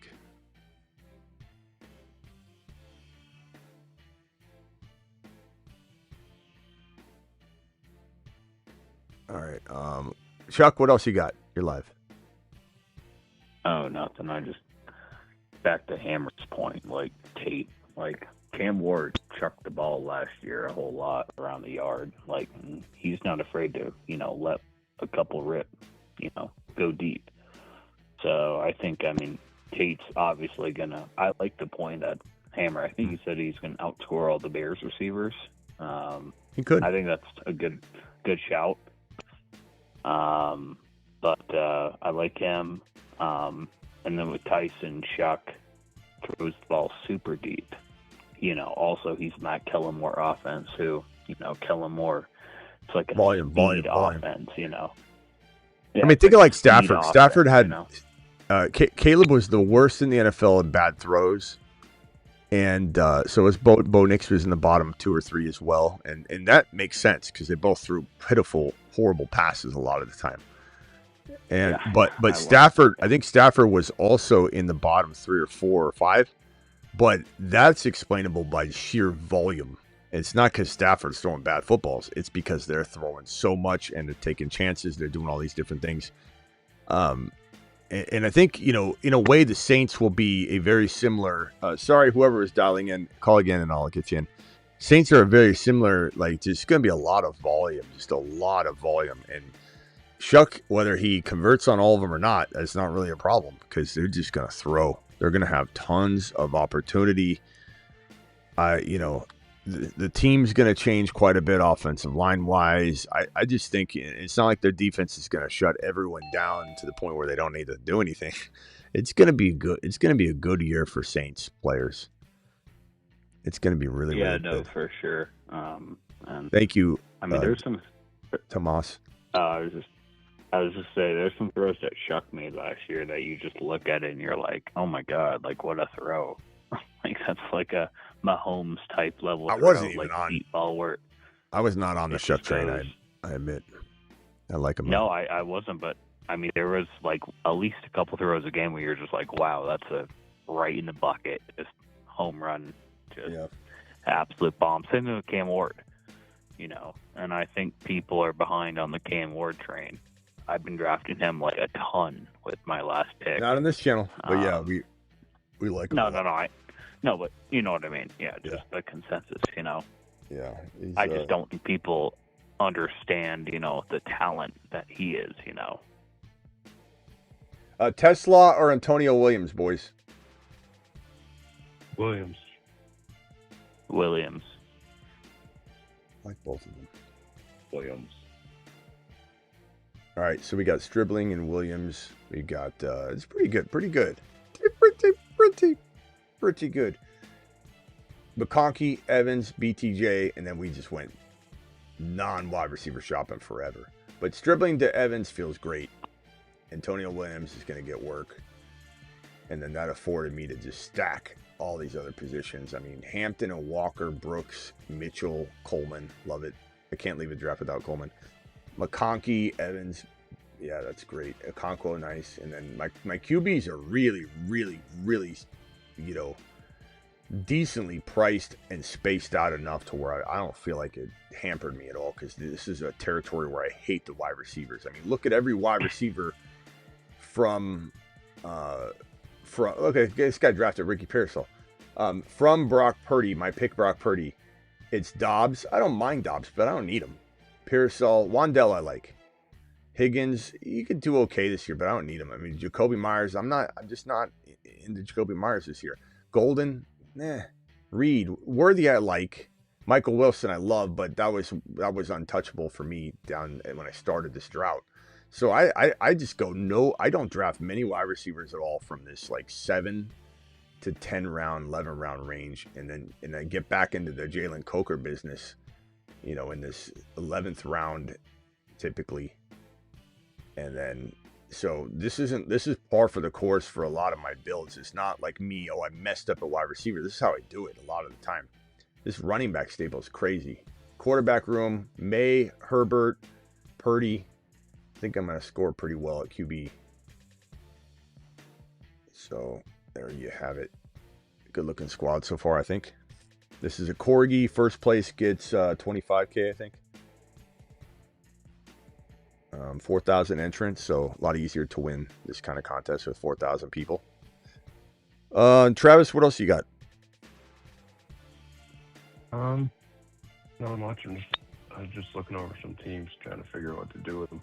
What do you think about what do you think Gainwell is? Do you think he's like more of a flex than RB2 this year? I think people are a little too high on Gainwell because there's no path for him to be 17 game consistent. He's a home run hitter or somebody that gets him cheaply, but he sometimes gets drafted as if he's the starter. And I like him a lot. I do. And he's a must cuff for anybody with Bucky. You got to grab both of them. But I mean, here's Tesla. This guy keeps taking the guy right. But jeez, man, every single time. Let me go Zachariah Branch, because I like him a lot, as we've alluded to. Running backs, I got Kenneth Walker. Yeah, let's go Emmett Johnson. Yeah. Emmett to the moon. What was I saying?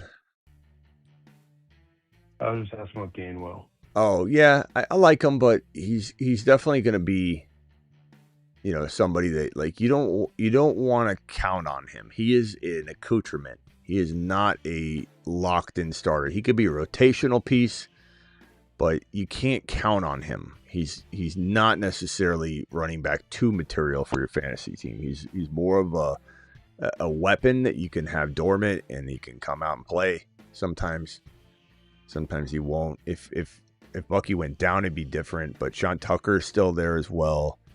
You need all 3 in best ball. I don't mind scrimping at my running back position, then grabbing all 3 Tampa guys, because I think one of them is getting like 14 points a game. You know what I mean?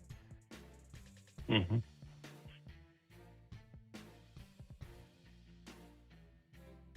Bowers. You know what's interesting? Looking at the draft, looking at White and Bills in this particular draft, ADP. White went 10 for, what is that, 10? What is that, 10? 10-9. Yeah, and then Crosby 11.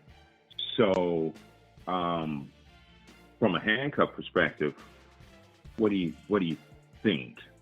Yeah, I mean, if it's on that close, that might be a pretty good hedge at that value. Yeah, I mean, if you go hero, and you get another like Coleman Manung guy with it, but you go ahead and go Rashad White and Bill. I mean, could you get screwed out of Katron Allen and Jerome Ford or something like? I guess, but that's not bad. I mean, White and Bill as your running back 2 in a hero, a true deep hero RB build to like round 10. Sure. Right, because it seems to be pretty split in terms of their ADP, and at this point, who's doing what. Naturally, I understand that White, is leader in the clubhouse. But yeah, that was interesting. Yeah, not a bad idea. I like it. I haven't done much of it, but maybe I'll try it. I just don't. Drafting Rachaad White is so boring, but it's kind of like, what player does he remind us of? Simi Valley dropping a $2 super chat says 0.5 tight end premium PPR Fannin, Kraft, Laporta, Kelsey, pick 2.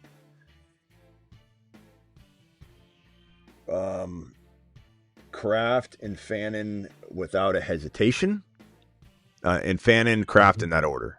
Without it, I mean, like, I like Laporta. I'm not saying Laporta's gonna bust or anything like that, but man, do I think Fannin and Kraft are top 5, 6 potential tight ends, and Laporta's like 6 to 12. It's just not. It's not the best. Yeah. All right, what else we got, boys? Anything else from any one of you? Yeah, but I went for the draft. I don't know. I'm behind. I'm like watching the draft. What, are we delayed on the phone? Or what? Okay, hold on. I'll shut up. There's a little delay. Let's see here. I need tight ends, right? I'm going to go with the good old Parkinson. And let me go back to the screen. I'm sorry. Let me put this on screen. 10-minute timer on screen. There we go. Timing out. Njoku. Oh my God. I'll go Tungus. I was running out of time. 10 minutes left in the show, ladies and gentlemen. Anybody drops a $20 super chat, you can extend the show 5 minutes and change the topic to whatever you want. The world is yours. The world is an oyster. It is yours. Let me just switch screens real quickly. Okay, so my team ended up being, I like it. Is it my favorite team I've ever drafted? I would not say that. And I would tell you. Hampton, Walker, McConkey, Evans, BTJ, Drake May, Jonathan Brooks, Herbert, Keaton Mitchell, Purdy, Okonkwo, Stribling, Coleman, Antonio Williams, Zachariah Branch, Emmett Johnson, Parkinson, and Tungus. Pretty good. I don't hate it. It's a corgi, so it's not as competitive. There's 4,000 entrants, so could it be a team that wins in that? Maybe.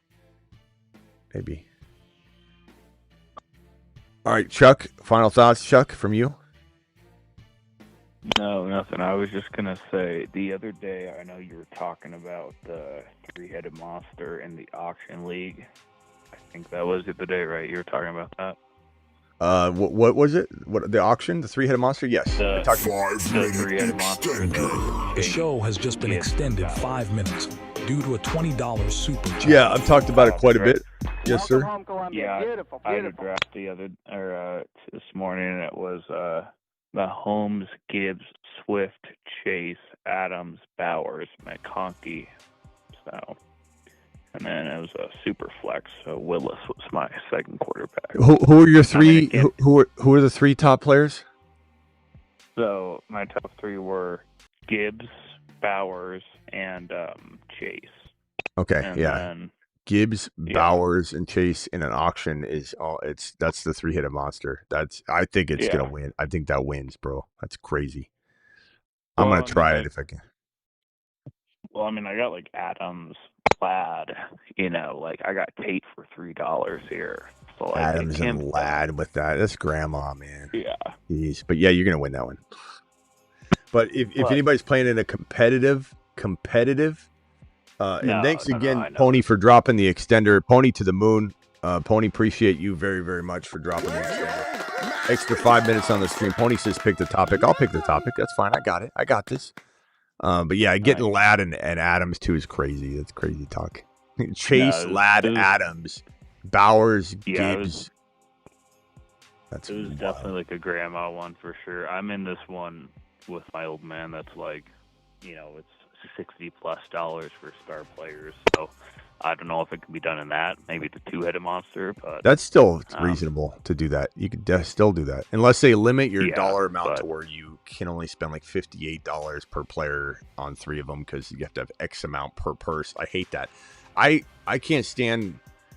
And ESPN does this where you do an auction where they make you spend $1 on each guy. Like if you want to spend all your money on 3 guys, then you only can bid $0, or you can't even pick anybody else. ESPN makes it to where you have to. ESPN makes it to where you have to spend at least $1 on a player. So it allots your roster spots.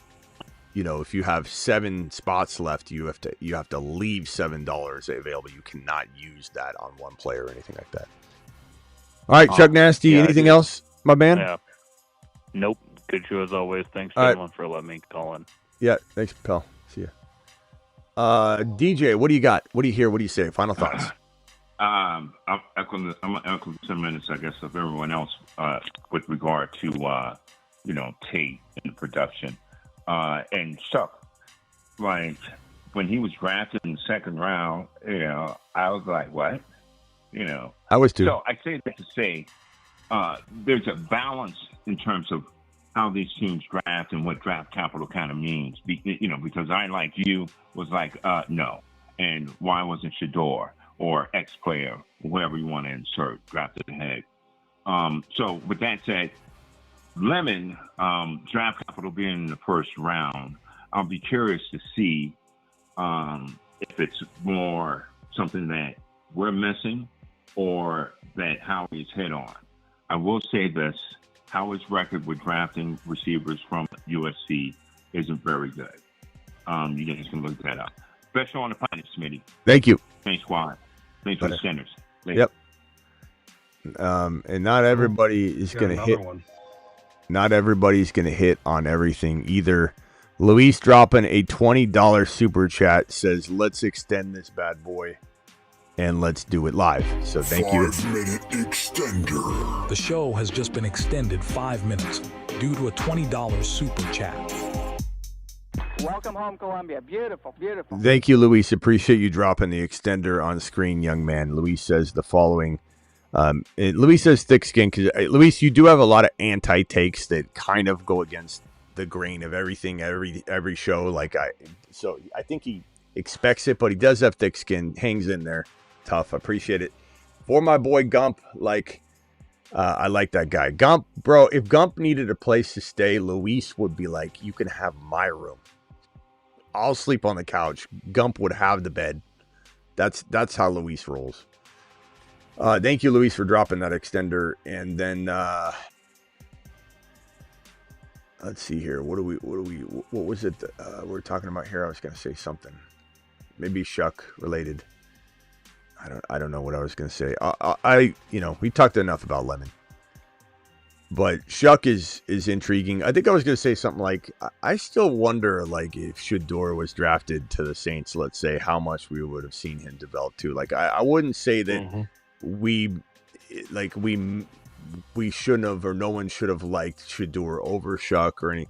The situation is important, and Shuck definitely looked more questionable than Shador, but he developed really well and he's in a great system and it fit good, but I think, it'd be fun to see Shador go somewhere else. Daniel says he's laughing. So what's Daniel laughing at? What did I say? It was funny. I don't know. Daniel, let me know what I said. If Dart, then yes, Dart, but Dart, Dart's a tough one. Dart's a tough one. I like Dart. I really do. He's so good, but boy, with Hackett, a lot of risk. Hackett mixed with his mentality, and Dart and Scadaboo are the kind of guys that they can convince each other to headbutt a brick wall when they both promise their coach they won't. Like Scadaboo, we had a report at the 8 p.m. show today. If anybody missed it, Simi Valley says thoughts on stacking Gadsden and Njoku, double-digit round, same format. In best ball as your second tight end. I'm fine with it, but do not make it your solo tight end. I tried at the beginning of the year, and then Kohler emerged, and now you just don't really know. But I do like it if you would like to put Goddard or and Conquo ahead of it, and then grab both of them, I'm fine with it. You know, but we talked about this on the 8 p.m. show. Thank you, Simi Valley, where Scattaboo said, I might even have the clip here. Scattaboo said that he, you know, regrets the backflip, and I think this might be it. Yeah, here it is. He says, obviously I do some dumb things here and there, but I learned from it. My coach talked to me and he told me how he felt. I learned from it. Will I do a backflip again? Probably not. Probably not. Probably not. I'll think of it. Depends if Dart challenges me. If Dart double dog dares me, I'm doing a double flip. But no, probably not. You live and learn, and we move on. Just the hour after he did the backflip and botched it, he said that he's, you know, he doesn't care if people think he's brain dead. He's going to be himself. I'm doing flips. So you don't know what he's thinking. But this guy could look at him funny, and in the huddle, and they literally, you just don't. They're such wild men, and they're going to be fun to watch for sure. And I think Dart's fantastic for neighbors, but boy, am I worried about like the kind of abuse we've had with Burrow over the years getting injured. I feel like that's going to happen a lot with Dart. I think he's fantastic. I just worry about him getting hurt like every season because he doesn't think. He just he thinks I don't care what anybody says. I'm going to go win this play. I'm going to get this extra half a yard, and that's what Scat does. And these guys are going to, unless they learn that, they're going to injure themselves. So hopefully he learns it. Well, Gruden called it last year when he did. When he was talking to him before the draft or whatever. He was like, told him exactly what's going to happen, exactly what you have to do, and he was just kind of like, yeah, we'll see. Then he got hurt. This is going to be a laughable debate now, but man, I wonder what this will look like later. Whether Dart's going to blow Willis out of the water, or will Malik Willis be a shockingly good fantasy football quarterback with the running that he does? That will be intriguing. I think they're really close, like in terms of their upside. How's might have a little more upside, but Willis is better than people think. Yeah, rock out, Lear Live, pal. Appreciate you. Rank Dart, Willis, Purdy. Dynasty or redraft? Do redraft. Rock out. You said Dart, Willis, Purdy. Yeah.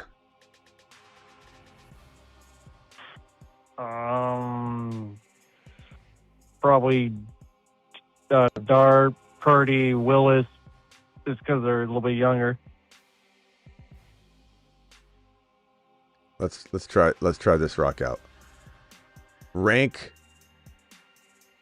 Purdy and Penix. Purdy. No, rank them like. Oh. Purdy.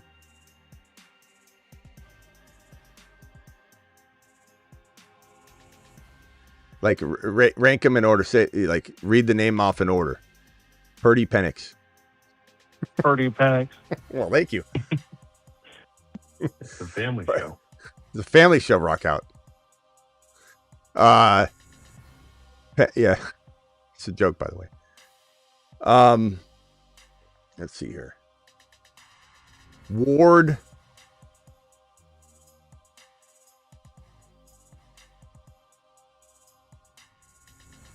Ward or Willis? 2026 only. Ward. Rome it was a joke, Rome. I don't know if you picked up on that. Ward over Willis? Okay. I think that's close. Yeah. I think people think it's not, but I think I like Ward. I like Ward a lot. But Willis is going to be a dog, I think. Yeah, they're both good. I think he's going to be a dog. What about Willis can be a top 15 QB this year for sure. Yeah. Luis, is anybody going to call him? We got 2 or 3 people, 4 people on the line the whole show, Luis. We got people calling in. Appreciate you can call in too. Keeper League, Rice 7th or Kraft 11th. Here, Luis, answer this one for me. Rice 7th or Kraft 11th? I mean, because you can get a Conquo in like the 9th round, I love Kraft, but like give me a Conquo and then I get that Rice value. It's not even a debate for me. I love Kraft, but you can draft Kraft back in round 9. So just keep Rice in 7 and get Kraft a little earlier, but he's going in 9, bro. It's like not even close. Easy. Thank you for the super chat, 32. Appreciate you. Imagine if Douglas is really good. I wish that Miami would have brought in Debo. I do.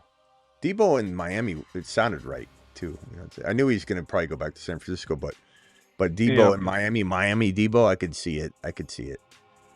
But that was the move to make, and maybe they wait on Diggs. I don't know. Maybe they don't care. Maybe they're like, Chris Bell will be back after 6 weeks, 7 weeks. Who knows? Yeah. I don't know.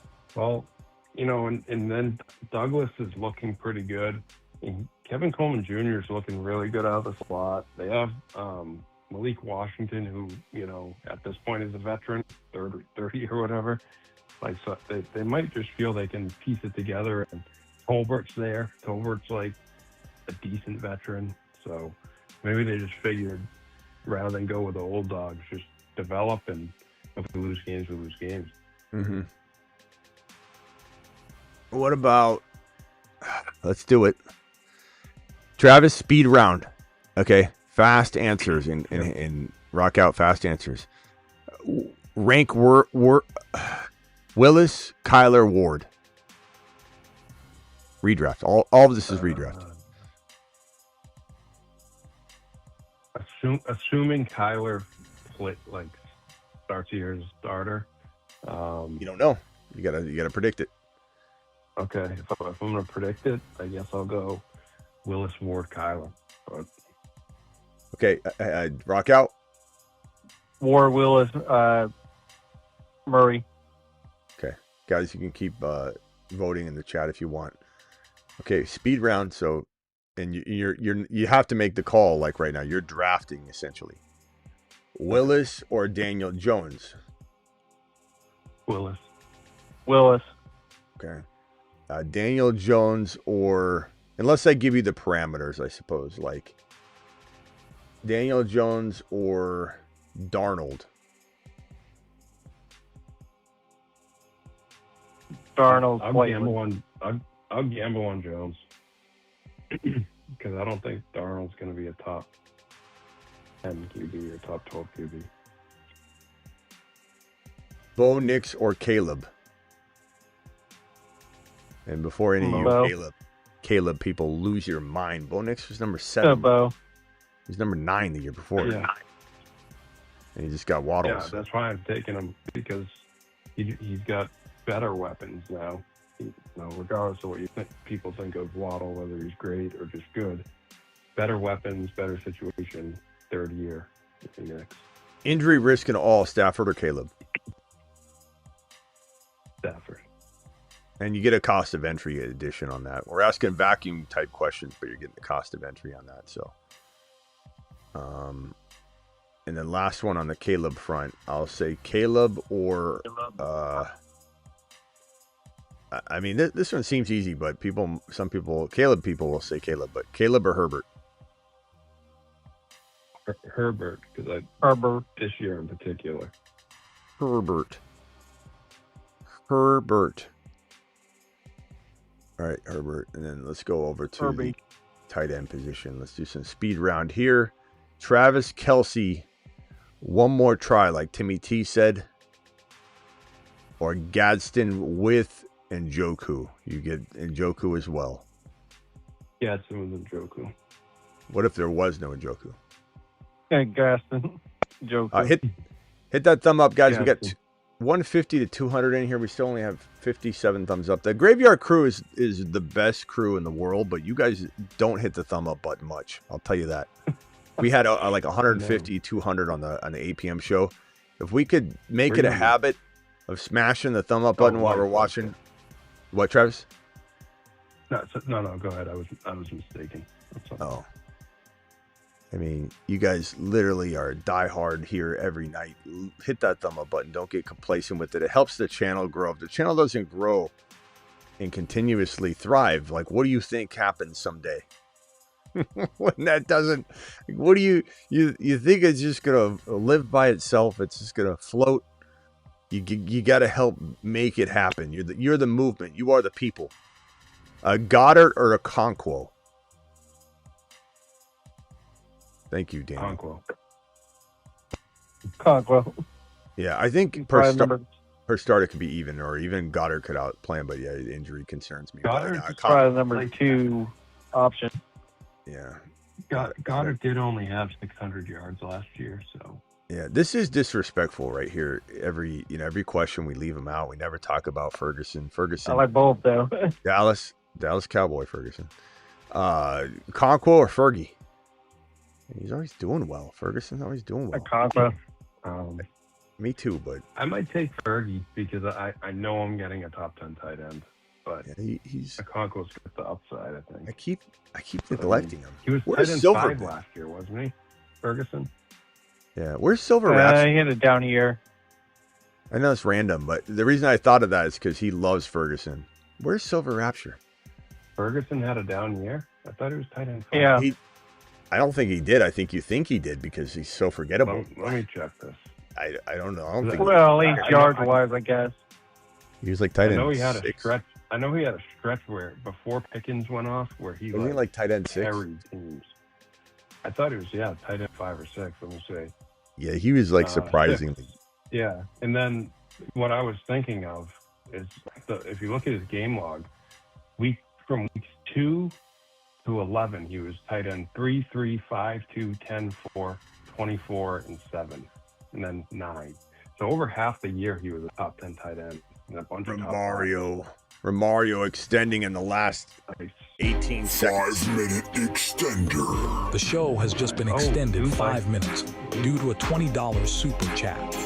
And then an additional extender from Luis, who says, "Here you go." 5-minute extender. The show double. That's a double, so that puts us at 12 minutes. Let me hit this button 1 second. Thank you, Luis. Thank you, both of you. Luis and Romario dropping doubles back to back. Look at that. Romario says, "Rate my weekly winners team," and then I'll read Luis's comment right here. Oh, I said Ferguson for Shelley. So thank you, Luis. Yeah, last 4 games he had a golf down year to finish it. 5-minute extender. The show has just been golf dropping a wad on screen. Golf, thank you, pal. Yeah. 16. Overall good year, but the last 4 he kind of shit the bed. But still like, saying he I guess dropped the way off. I look at it is and you're gonna if you take Ferguson, what round is he going? Thank you, golf. So you're gonna be able to have a Goddard or an Okonkwo or something like that where if he's down, oh boy, Luis dropping he says do it a double. A second double. A double. So we're at 20, we'll call it 22, I guess. Thank you, Luis. Appreciate you dropping the double on screen. 5-minute extender. The show has just been extended. You thought the show was over, didn't you? You thought wrong. Rate my weekly winners. We're starting a trend, says Luis. Thank you, Luis. Appreciate you.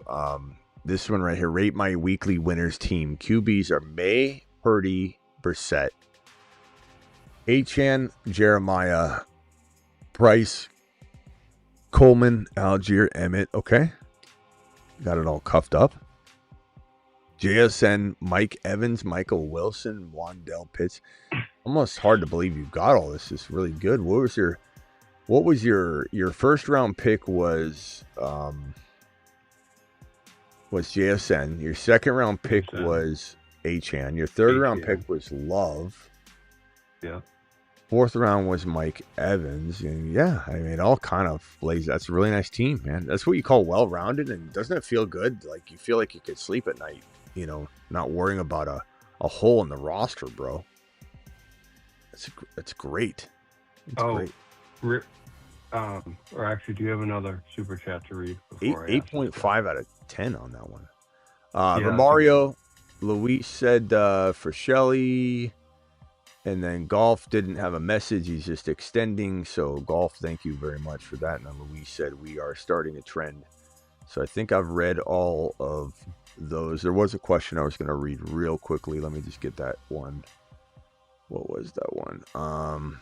Rax, appreciate you being here. We haven't seen you in a while. Okay. He said, Smitty, hope all is well. I like to see that. Again, it's like both very, very nice to see people return, but also where the hell have you been? Smitty, hope all is well. Keeper League. I'm keeping Bijan in the first. I have 8 spot. Would you trade it for the 12 spot? 12 spot wants to trade me. Again, I don't want to get on one of the back end picks. I don't mind being 1 and having that weight because your third drafted player is the first third drafted player taken. It's such an advantage. But I don't want to move to the other end. Absolutely not. If they pay you a lot, they give you a free 5th round pick or something. Sure, maybe I look into it. But no, I mean, it's not even Steven swapping. I don't like it. It's not even. It's not even at all. You're giving up a more advantageous, closer, your second round pick is closer than, your third round pick is closer, and that's important.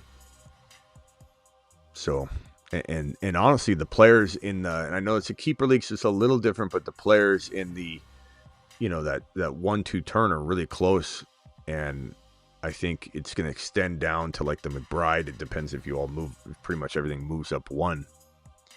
So, I have 8 spot. Yeah, I wouldn't do that. Luis dropping another extender. What's he 5-minute doing back? The show has just been extended 5. Just extended again. Let me put the timer here to 23:30. Boom. Thank you, Luis. Appreciate you. And Luis's message was with this one.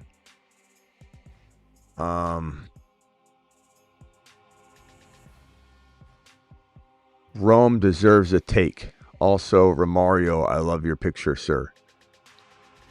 Okay, Rome. I mean, was Rome asking a question? If so, we'll look. We'll look. Rome. Hey, Eddie. Yeah, rock out. Okay, give you my terrible team. Give me the starters because I'm not going to retain the whole thing. It's too late.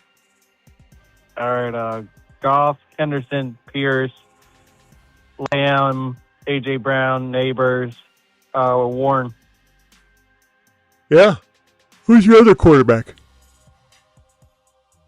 Mayfield. Okay. Yeah. I like it. I like those 3 wide receiver teams if we're right on like Tootin and Hendy or Bucky and Hendy or Bucky and Tootin or I think, man, if we can get I feel so good about Tootin and Hendy at their cost of entry. I'm just going back to who's it, Poker? His name. Mm-hmm. The one who just asked the question. I'm seeing a lot of that with drafts this year, and people asking, especially in terms of the 12th pick. People may need to do a video. Back-to-back pick. Yeah, I'm seeing a ton of it with people wanting to trade their spots, either being really early in the draft and flipping spots because they don't want to wait so long, or like that being in the middle and going for that 12th pick. Everyone wants the back-to-back, but holy golf. Holy golfy. Golf dropping the 50 wads is happy back to back, or happy to be back here. I'm making up words. So tired. Happy to be back. Rooting for your success, Smitty. Thank you, Golf. Hope you make it to the BBM finals after such a close ending last year. Hope you all had a good weekend. Thank you, Golf. Golf dropping the 50 wad on screen. Golf, appreciate you, young man. Where's our $50 super chat? Holla. $50. Give me $50. Holla. Louise says, thank you, Golf. Appreciate you. Standing ovation. Louise, am I not excited? Louise says, Smitty wants to go to sleep. I don't mind. You can keep me up. I'm totally fine. I'm sorry if I'm drained on energy. I'm like 2.5 hours sleep. So like when you're pulling from like the back of I feel like I'm pulling from the back of my head. Like if I've got something I need to pull from, I feel like it's all behind me. and I'm like slow moving. I'm trying to get it all. It's like my brain is a what's the best way to describe this? It feels like, okay, so when you have a lot of sleep, it feels like it's all right here. But when it's not, I feel like it's in a trash bag down on my back, like hanging from my head. And to retrieve anything, I got to go back to get it and then bring it up. So my head's crazy feeling right now. But golf, appreciate you. Luis, appreciate you. You deserve standing ovations. You're correct. Yeah, let's win Best Bowl Mania this year. Let's win something. Let's win a tournament. Let's do it live. Let's do it live. One of these people got to pick a topic. No one wants to pick one. Well, I mean, we got 20 minutes. Let's do a draft. Let's go, I guess, into a corgi. I'll pull it up right now. Golf again. Golf drop at 20 watts is what's your go-to show right now, Smitty? Definitely let me hit the super chat. Thank you, Golf. Appreciate you very much. Did I add the minutes for Golf's last one? I can check. Did I? I don't know if I did. 20. Let's see, 20.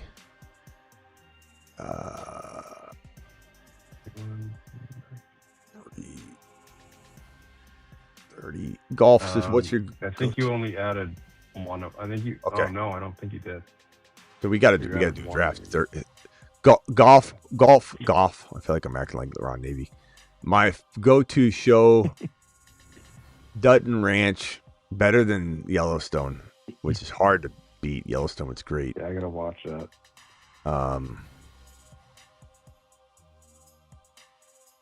What other show, I guess? I don't know. I might need a new one. Did you watch Silo?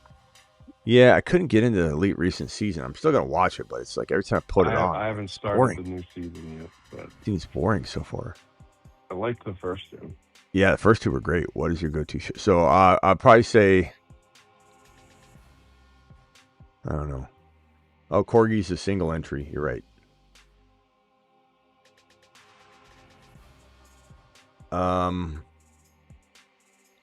The mini. He said no. He said it's not a single entry.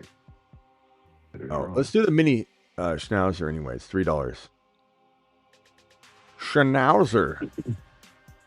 Okay, the mini Schnauzer. In 5 seconds, I'm going to click it. 4, 3, 2, 1. Biggity boom. Down goes the Schnauzer. Let me put it up on screen. Your boy's going to be drafting again tonight. I did not think I was drafting again tonight, but with that clock that we got on there, we got time to kill. So let's do it. 5 more to start. Mini Schnauzer. Thank you, Golf. Appreciate you very much. Other shows, I mean, if you need a show, Banshee, I keep telling people that. Yeah. What's the other? Kingdom, The Last Kingdom. The Last Kingdom is so good. If you like like Braveheart and Robin Hood and those things, The Last Kingdom, it is phenomenal. Just a phenomenal show. Such a good show. Character, like when you talk about character, like who's the best character ever made on TV, like that's the kind of show it is. All right, let's see here. Did I get the 1 pick? No, it's still 1 more to start. Damn it. I'm going to get the 12 pick is what I'm going to get. The 11, 10, or 12. That's all I get. That's all. They have something in the system where they just said, you're going to get the 10, 11, 12 because we heard you complaining about it. And so now you're going to get it. That is all I get. I don't see my... Yeah, 9. Okay, thanks. Number 6. Why can't I get a 1? Why can't I get a 2? Why can't I get a 3? Why can't I get a 4? Why can't I get a 5? How about a 6? How about a 6? Golf, appreciate you dropping the doubles, bro. What's your go-to show?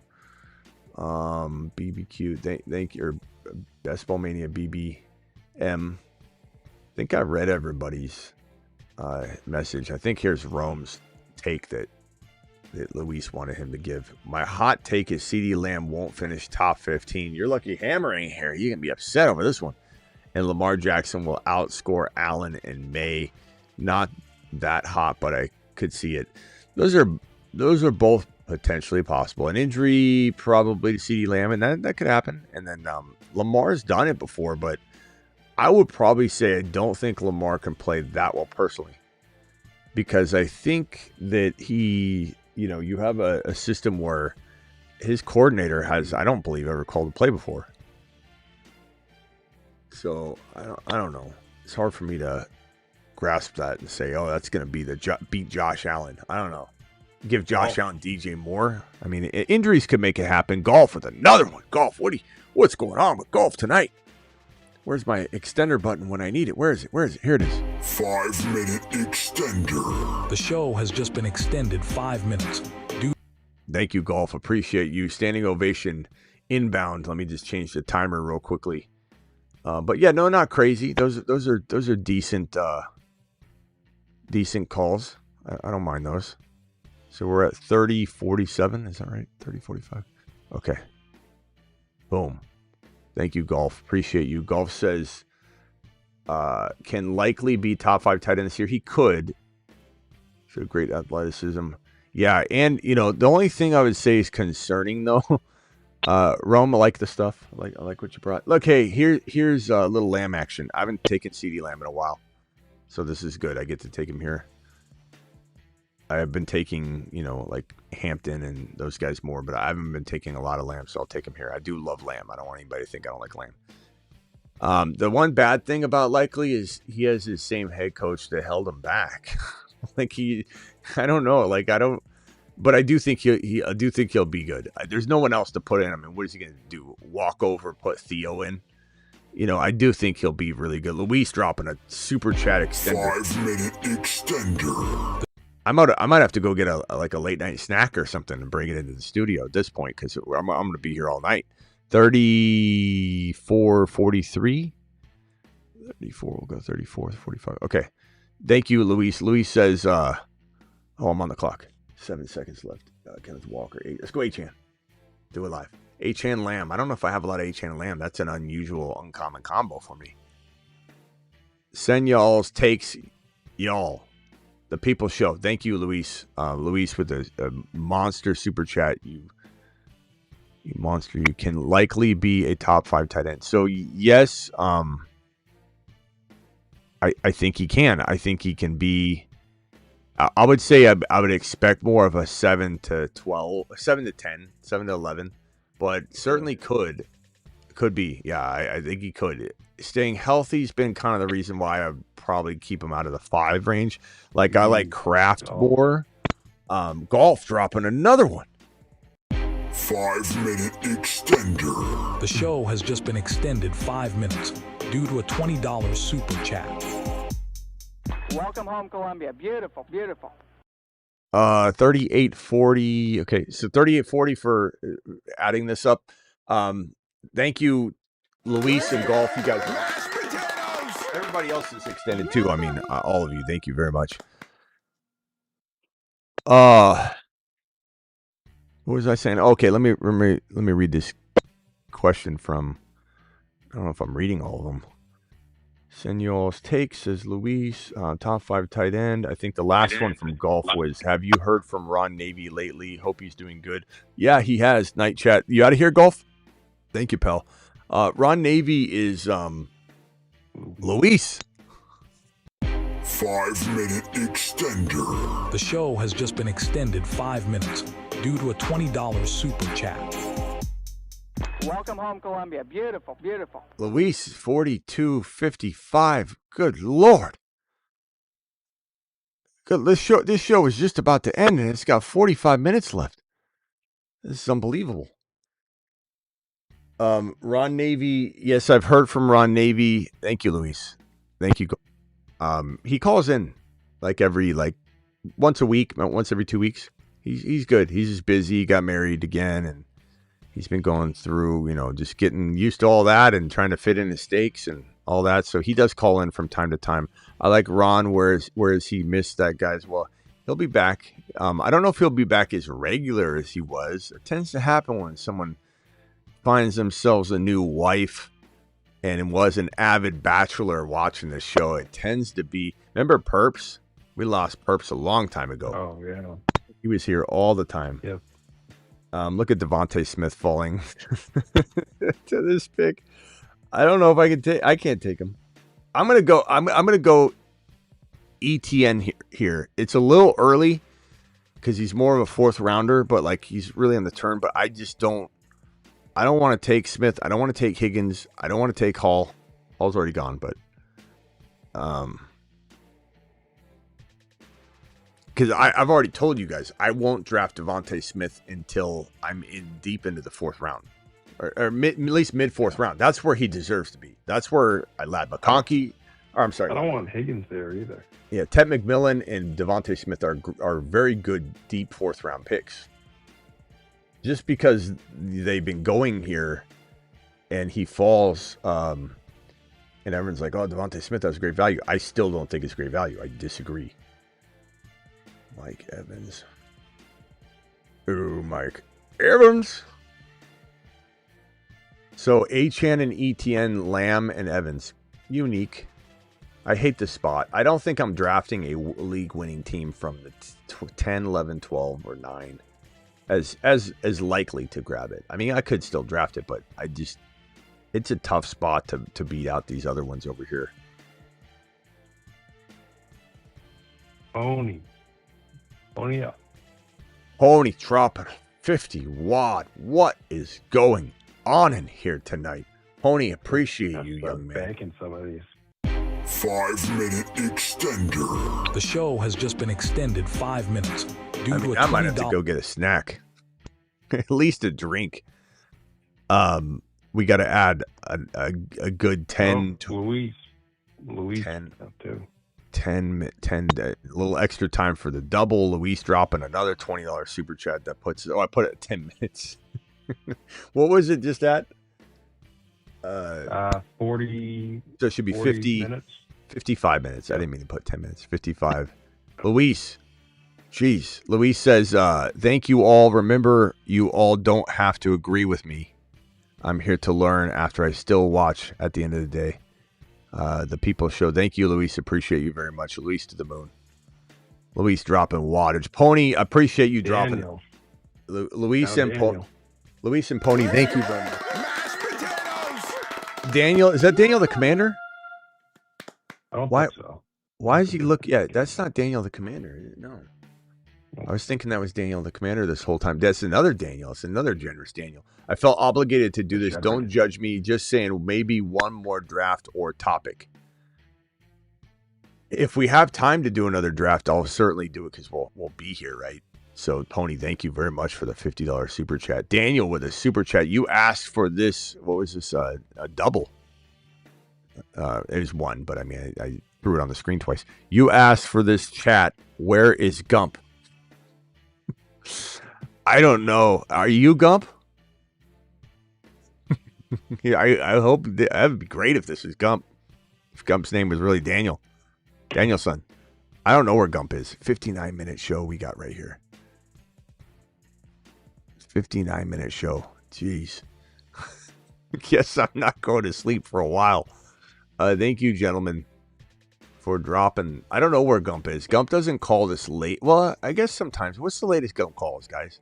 Maybe he does. Maybe he calls late sometimes, I guess. Is he more of like a 8 p.m. show caller, though, right? Yeah, but he calls sometimes late. Yeah, he does. So, yeah, I think that's a lot of. I was just counting the extenders just to see how many there were. A lot. Oh boy, how bad is it to take? Oh, I'm on the clock. How bad is it to time out? I'll go Lamar here. I'm going to go with a very different team here. This is a very different team than I usually draft, and I like this team. It looks pretty good. Lamb, Evans, Lamar, ETN, Achane. Really good team. How bad is it to just take Josh Allen in the second round? in a in a 6 point per touchdown, 1 QB, it's fine.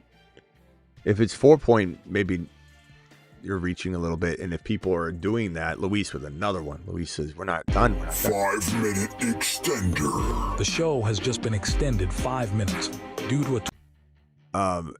This puts us over an hour now, which means we're at 1:0.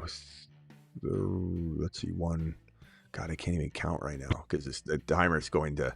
So 1:02:57.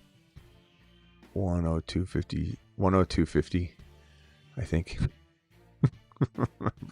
My brain is hurting. Yeah, I mean, if it's 6 points, is it 6 points per TD? If it is, then you're fine. I mean, I wouldn't take them early.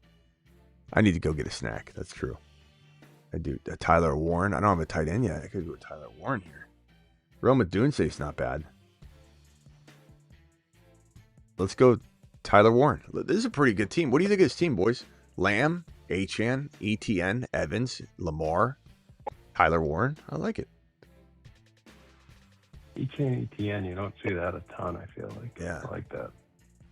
Travis, I'm going to ask you a question, then go get a snack, and you and Rock Out could kick the idea around. A Dunze versus Burden vacuum, not cost of entry, but then you can mix that in. So, Travis, if you want to start, who do you think scores more? So in a vacuum, and then cost of entry, we're talking Burden going in the like mid 4 range, and a Dunze looks like he's mid 6. Talk about that while I get a drink here. So, and I think it's going to come down to who gets off to the hottest start, because like if a Dunze can start this year like he did last year, and he was tracking to be a top 5 wide receiver. So, like, I like his skill set better than Burden's, but, you know, Ben Johnson drafted Burden. So it's like, is that his guy? Does Odunze become just more of a deep threat and, you know, fall to the wayside in terms of targets? But what do you think, Rocco? I would go with Burden. I think he's the more favorable receiver in the receiving core, and I feel he might be a little bit more explosive, especially in the slot. Yeah, and for whatever reason, Caleb missed Odunze a ton. So I don't know if that's them not being on the same page, or Williams not being as good at the routes that Odunze runs, and being like a bigger body downfield receiver. Like you said, Burden can play out of the slot and play all over, which, I mean, Odunze can too, but Burden has that feel. And I know everyone says Burden is, you know, the Amon-Ra for Ben Johnson. It doesn't always translate one for one, but it definitely feels like it could be. I think Loveland might actually be the quote-unquote wide receiver one, the number one pass catcher there, if things work. I would look towards the end of the year, but I don't know. What do you think, Smitty? You think Loveland ends up being the ultimate one in terms of pass catching, like Kelsey was with the Chiefs, and the other two fight it out? First off, we want some Cool Ranch Doritos, yellow vitamin water, but I have a Coke in the freezer chilling. You know, what was your question? Your direct question about it? What did you just say? Does Loveland end up being like the Kelsey of that offense, as opposed to, you know, a lot of people say, oh, Burden is the Amon-Ra of that offense. I almost feel like Loveland can end up being the guy there. Oh, you know, I think they're all great, but someone's got to take the most and be the guy. So, yeah, I had to go. I went Brooks a little early, but drafting with you guys, I know what you're gonna do. I don't mind Brooks in the 7th round. I think this is going to be my limit, though. And he in a normal draft, he probably would have fell at that 8.4 pick for sure, but I didn't want to let him fall, because the guys that I want at this next pick, I could have taken here, and they'll still be there.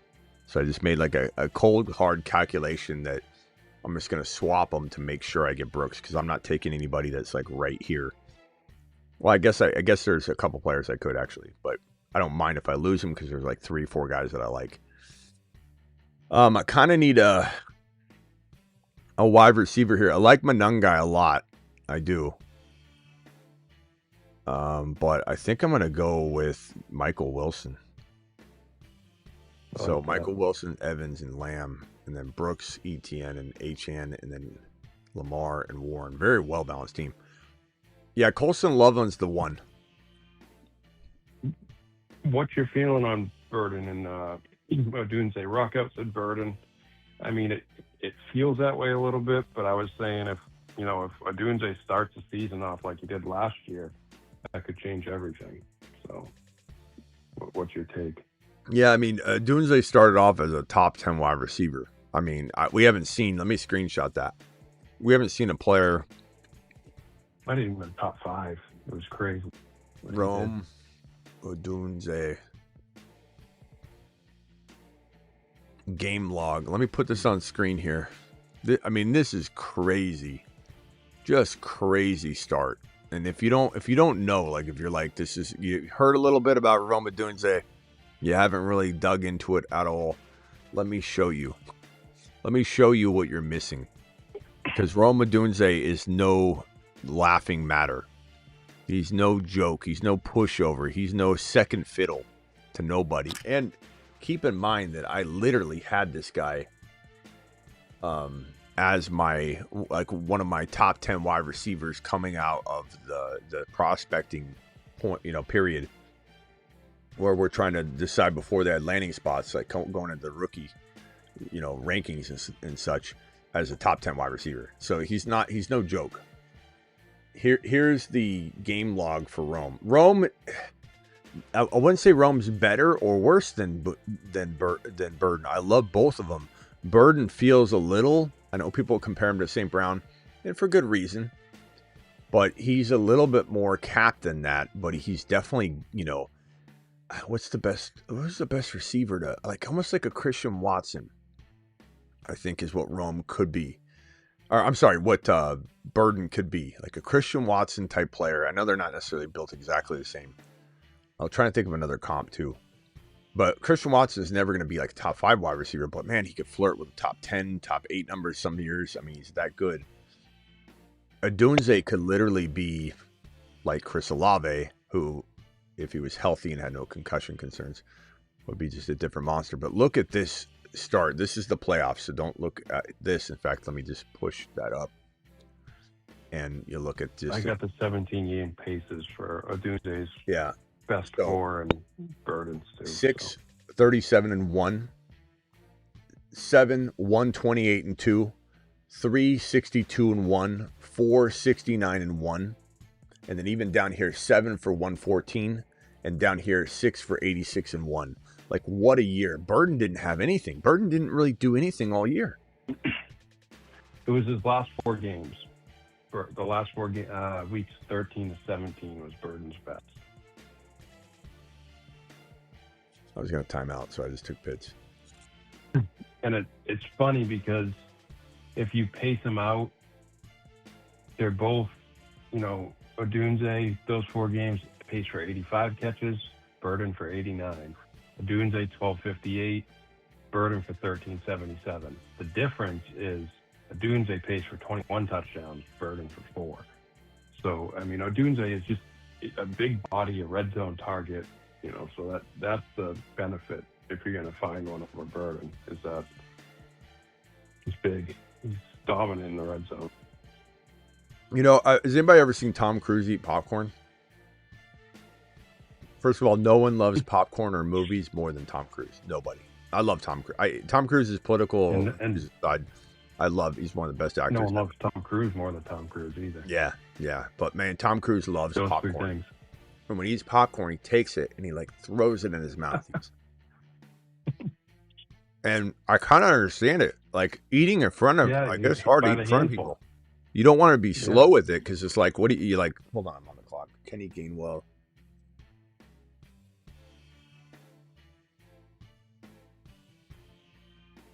I guess I'll go Gainwell here. But when you're eating in front of somebody, like I'm eating in front of 160, 200 total people, whatever. Like the slower you go, the more uncomfortable it is. So I could see why when he's in front of the camera and they're like, eat popcorn, Tom Cruise, he's like this. I just dropped it. He throws it. He goes.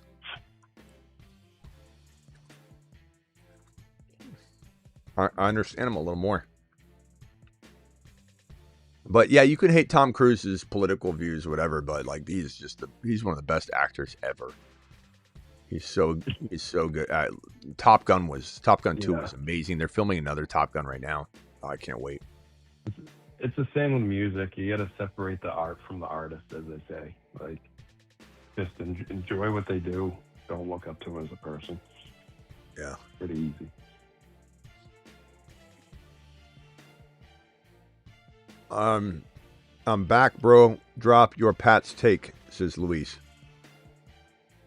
What do we think about this team so far, boys? Lamb, Achane, ETN, Evans, Lamar, Warren, Jonathan Brooks, Michael Wilson, Kyle Pitts, Gainwell. I like the Pitts and Warren combo there. Yeah, pretty dope. Pretty good. How do you feel about, I know we talked about it before, but the Miami Cup situation? Like, I still like Ollie, but last year it was clear it was right, but it's a whole new group now, so we just kind of got to wait and see how that plays out. Okay, so what did you say about Rome and Burden as far as who will finish over the other? I mean, I like Odunze better, but I guess kind of like you were talking about earlier in the year, what are those players that you have to be realistic with yourself. They're not going to finish as high as you think there's a chance of it or whatever. Like, something in my gut says like Burden might get more targets than Odunze, so he might be the two. But I like Odunze better, but I don't know. Let me make sure I didn't read some of these. I did read all these super chats, I think. Pony, thank you again for the super chat, my boy. Thank you, Luis. Luis, because we're awesome. So what? Luis's $2 you didn't read. Oh, so what was your sum total? I'm sorry if I'm not paying attention. No. I'm just saying, like, I think I like Rome better, but I don't know. I'll say Rome, but that's like begrudgingly, and there's definitely a little bias there. What I want to happen. It's a tough one for me, but yeah.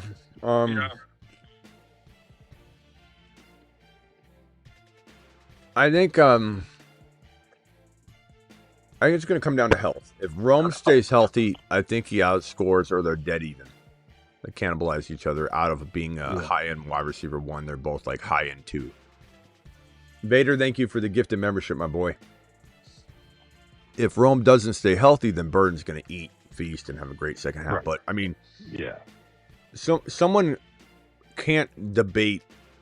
Like, you can bring up metrics with Rome and say with Burden and say that these metrics look good, but there's nothing really that looks great about Burden's season. Like, he didn't have the year that people somehow convey he did. And I'm not trying to rip on him or anything. The one thing that worries me with Rome is, and it's not Rome, but it's that, I know people talk about drops, but he was up there with JJ in terms of, it's like top 2 or 3 in terms of uncatchable passes thrown to him. And I don't know if that's, when you were gone, I was saying, I don't know if that's the routes he's running. Caleb isn't good at throwing to those routes, or if they're not on the same page, or what it is. And if you look at it, like, he had a 49% catch percentage where Burden had a 78, which, we don't necessarily know why yet, because it's only been a year. But that is a little concerning that it seems like Caleb doesn't always hit Rome. So, Rome, who's going against Rome with Odunze here. I guess you could say I'm going against Devontae Smith. What's that? What's that about? Is that a psychological thing? Or we feel like they're pissing on our turf? Is that what it is? So Rome, anti-Roma Doomsday, Smitty, anti-Smith, says that Burden didn't really play like half of the season. But even when he did, he wasn't playing the way that people portray him that he's walking in with. And even more so, like, what do you have to go on then? Like, if he didn't blow up when he played and he didn't play half the year, it's all spec and it's all, extrapolated, like stretched out cherry picking data. I'm not saying Burden won't be good. I said he was going to be great. I think he's a great receiver. But Roma Dunze, we have actual empirical evidence that's sitting right in front of our face. That Travis, what did you say he was wide receiver wise? In terms of where they finished, or like stats? Extrapolate out. Extrapolate this data out. Right here. Let's see. I mean, it's look at this line. Look at this game log. I mean, it's ridiculous because he was on pace for 21 touchdowns. So that's 85. And that's not like 2 games. We're talking about 1, 2, 3, 4. And while there was a space here, I mean, he still had the 86 yards and a touch to 114. I mean, I'm sorry. Do you want me to go all the way to the 114 or the whole season? What do you want me to extrapolate? I mean, you can do whatever you want. The first 4 weeks was ridiculous. He would have been wide receiver. Pull up the leaders. He would have been wide receiver 3 after the first 4 weeks. Yeah. First month of football, wide receiver 3.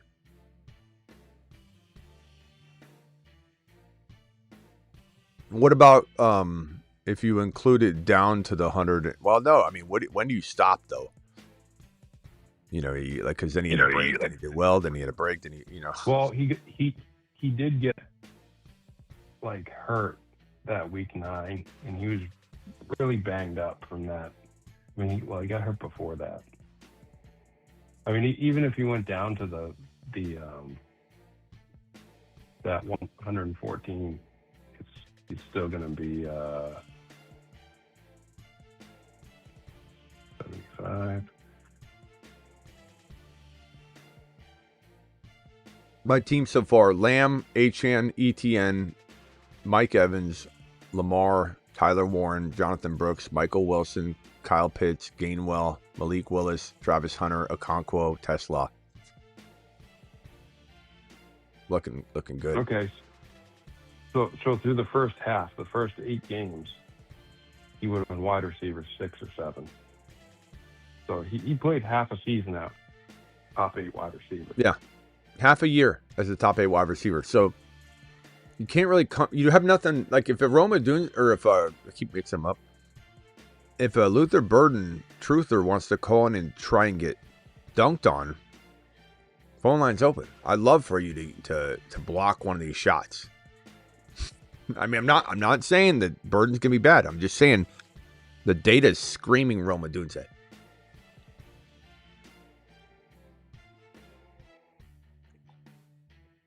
Yeah, well, and again, like the touchdowns, because take Burden's best 8 games, the last half of the season when he was playing. Can you guys hear me chewing? Only two touchdowns. Not really. I don't know about the chat. Travis, you may not have the filter, but can the chat hear me chewing? You shouldn't be able to. I don't want it to be annoying.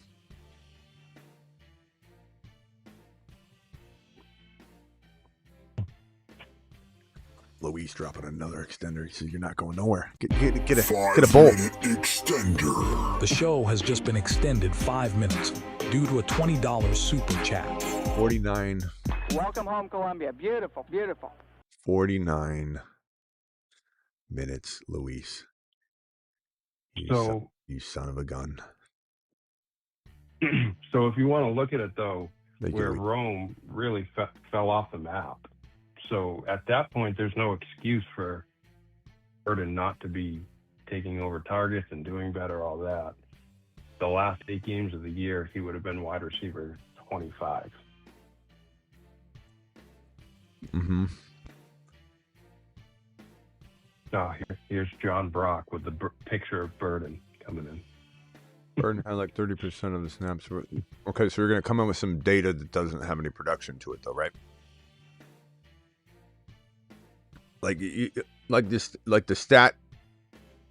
statistician. Hold on one second.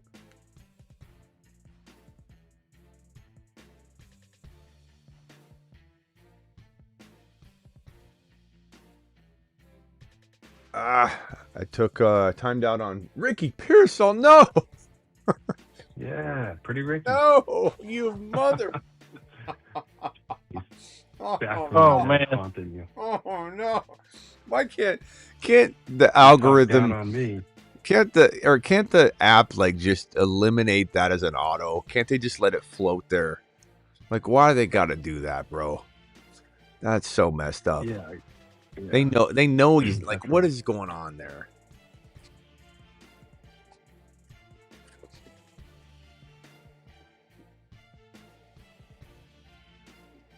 Jeez, man. It's funny though, because like when we're talking about Rome and Burden, we're not saying Burden can't be good. This is another one of those. Like, you were higher probably than anyone on Burden. Yeah, John. Hey, John Brock. I like Burden more than you. Doesn't change this debate. God, I can't believe I timed out on mother freaking Ricky Pearsall. Good thing I like my team enough. I think it can survive. But John Brock, I like him more than you. But doesn't change the fact that he's not coming out with anything substantial. Like you're gonna say 30% of, like you're gonna deep dive on some cherry picking stats and try and come up with like a story to tell. But he didn't bring out anything from the 2025 season that screams anything really. You can say all these percentages and 30% of the snap share or the yards over expected and different things that tell a story that cherry pick for you, deep dive for it till you find it. That's what a lot of these guys do. I'm definitely a stat guy. I'm a stat guy, but I'm not a stat guy. Like I am a evaluator first, and it's because these stat guys sometimes I don't even watch games. They just look for stuff until something speaks to them. And I'm just telling you. He played 30% starting. We know he's going to be starting. Why do you keep saying that?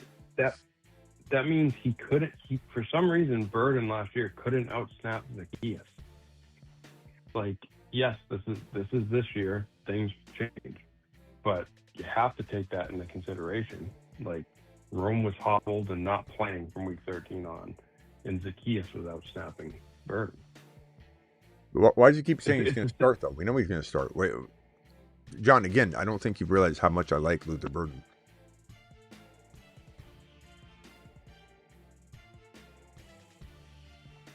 But it is wild to me the way people don't like. Let me pull it up.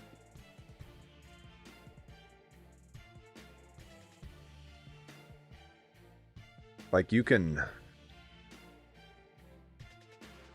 dig into stats all you want and just try and find something. First of all, his playoff performances were nothing to cry right home about or cry home about. Yeah, Dunze had 2 for 44 in both games, so about the same. Yeah, neither one of them was. To do with Caleb wasn't good in the playoffs. So yeah, I don't care what people say. What do you mean? You threw off his back foot. There's a reason why Burden was 3 for 7 with receptions in both games, and I think Adunze was 2 for 6 in both playoff games. He wasn't hitting his receivers. No! Ridley, no! Oh, damn, again.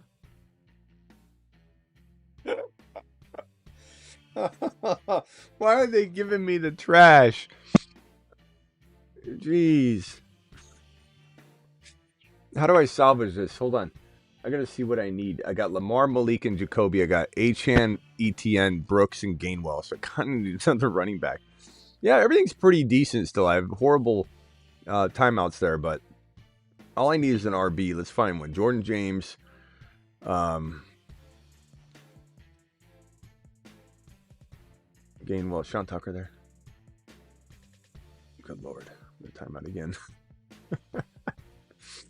Let's go Claiborne for a swing. Man. I kind of botched that at the end there. Okay. I'm not leaving playoff games out for Luther Burden because they're good or something and I'm cherry picking, but you have to look at this from an objective lens.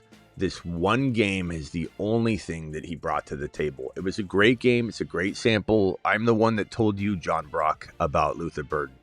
Okay, so I love him more than you do, but I'm also objective.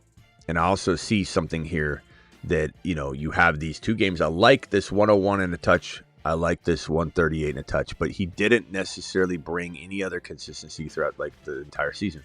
So it's hard to come out and say this guy is totally worthy without hesitation of a 4th round pick. It's just hard. It's hard to get behind. The volume should be there for sure. I think if we were to scroll up on this draft here and try and talk about where he belongs, probably would be in the maybe after the DJ Moore, maybe even after the J-Mo Williams and after the Christian Watson clan. So if Roma Dunze is going in 6 or Burden's going late 5, I'm kind of okay with that. But when Burden goes in the 4th round next to, and Waddle shouldn't be there either, but he goes next to a guy, Adams, who scored 14 touchdowns last year and led the league. Tootin, I think, could be a top 10 running back. McLaurin, yeah, whatever, hard to say. Evans and Garrett Wilson. I do think Ted is still slightly overvalued, but I don't mind that there. He's starting to at least creep into 4, but I don't know. I think Burden's getting drafted without any sort of I don't know. So people forget Burden was injured coming into camp, but then on the other hand, Rome was injured, but that doesn't matter. It's just be consistent, man.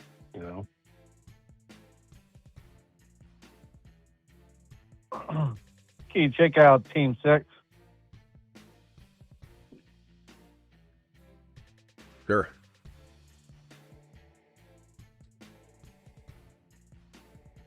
All right, Team 6. 1, 2, 3, 4, 5, 6. There it is. St. Brown, Derrick Henry, Emeka Egbuka, McLaurin, Price, JD5, Kraft. Love the JD5 and Kraft values, by the way. Monungai, nice. Coker, nice value. Yeah. I like the team. Very good. You need Price and Monungai and White. It's a good combo. I like it, though. We talked about it with DJ earlier. Did you get your Corey later? No. I forfeited him for Coker. Mm-hmm. Yeah, man, that's not true either. Burden did not outperform Loveland, especially the last 4 weeks of the year in playoffs. Loveland stomped Burden. Well, I'm sure he's got some sort of yards over expected minus the, what are you defining that off of? Luis, by the way, in his last super chat said, Vader, give us something. I don't know if Vader said something. Thank you, Luis, again for that. We got Oscar with a $10 super chat that I have not read yet. Let's jump into another mini Schnauzer too. Hit it right now. $9.99 hauler, 1 QB keeper league. Thank you, Seamy. I don't know if Seamy's still there. Seamy, thank you for those super chats, bro. 1 QB keeper league. Bo Nix, JJ, JSN, Pickens, Walker, Harvey, Christian Watson, Kincaid, Debo, Sharp. Someone is trying to trade their May and Bucky. What should I offer them? Bo Nix. They'll take them. Yeah. Would you give up Nix and Walker to get to May and Bucky, or is that too much in a 1 QB? Nix and Walker for May and Bucky. Yeah, I don't know if I like. Actually, trade one of your wide receivers. He has JJ, JSN, and Pickens. Mm-hmm. Right? Unless it's a 3-starter. I don't know. All right, let me pull it up after I pull this. Let me just get this mini Schnauzer up real quickly. Hold on, bro. I'm 5 picks away. We got days left on the timer anyway, so. I know. 5 picks away. Is this it? Oh, there it is. What did I get? Pick 7? That's better. Okay, let me pull this. Different draft. What? I got a different draft. I switched my glasses out.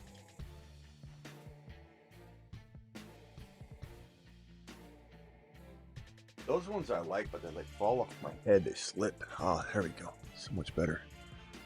If you guys want to get a pair of these, you know where to go. Gunner.com. Links in the description. So I guess he could. I'm on the clock here.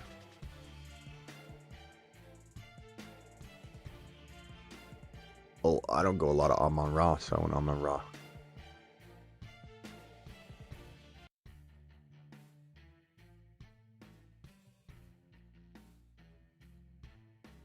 So 1 QB. So how can he get? Let's see. Drake May, Christian Watson. I keep Pickens. I keep Walker. I keep JSN. I trade JJ. Yeah. Is that what you said? So like Bucky. Yeah, I mean, trade one of them. JJ and Bo Nix for. I don't think you can do Bucky and May, but like, what else does he have? I don't know that. Get something else there. If you were to trade like Watson for Bucky and you get it done, you know, like you trade an extra tight end or something like that, like I'm doing that. Other than that, I'm not buying Bucky high. I buy him low. You have to cuff him anyway. I'm not. So Drake May, I'm more worried about. So Bo Nix, Christian Watson, Bo Nix for Drake May, and something small. I guess you could go Bo Nix or Harvey. I was going to say, would you just do Nix and Watson straight up for May? Since he has JJ, JSN, and Pickens?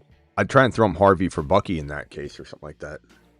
Or I wonder if you could do Bo Nix and Harvey for Bucky and Drake May.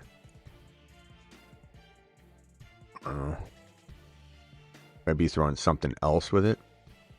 I suppose. Oscar, you still there? Can you give us an example of something that you're kicking around, or is there another? This one here, $10 goes to Oscar for the extension. Oh, combo. I'll accept. On rare occasions, we hold on the clock here. I got St. Brown. We'll go St. Brown and HN.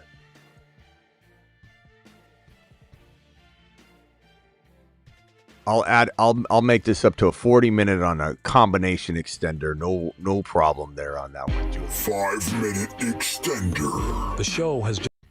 Julian also said, I'm curious if anyone remembers, did Cup have any business falling to round 5 or 4 between 2019 and 2021? Did Cup have any business falling to...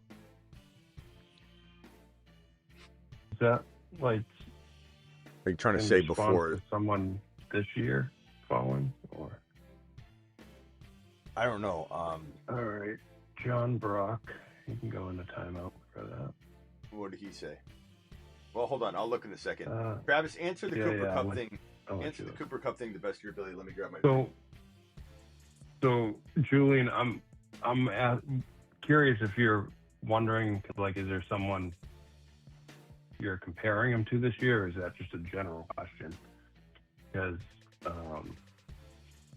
I guess 2019 was before he broke out. So in the 2019 draft, he probably didn't go until those rounds anyway. In 2018, he had 566 with 6 touchdowns. In 2021, he was coming off an injured season where he played 15 games, 974 and 3. So, I mean, maybe there's a chance because like I said, it was before he broke out, and then he had his breakout season, and he had a down season. I mean, it was still a good season, but that was before he went crazy. So we'll go with the Mexican Coca-Cola. Doing it live. Medio litro. Yeah. So, did you see the messages? He tried deleting them, but I can still see one of them. Let's see what you did, John. Let's see what kind of mess you made.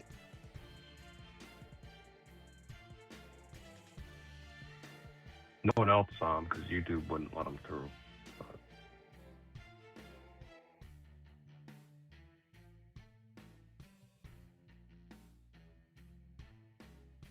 I'm not even sure which one.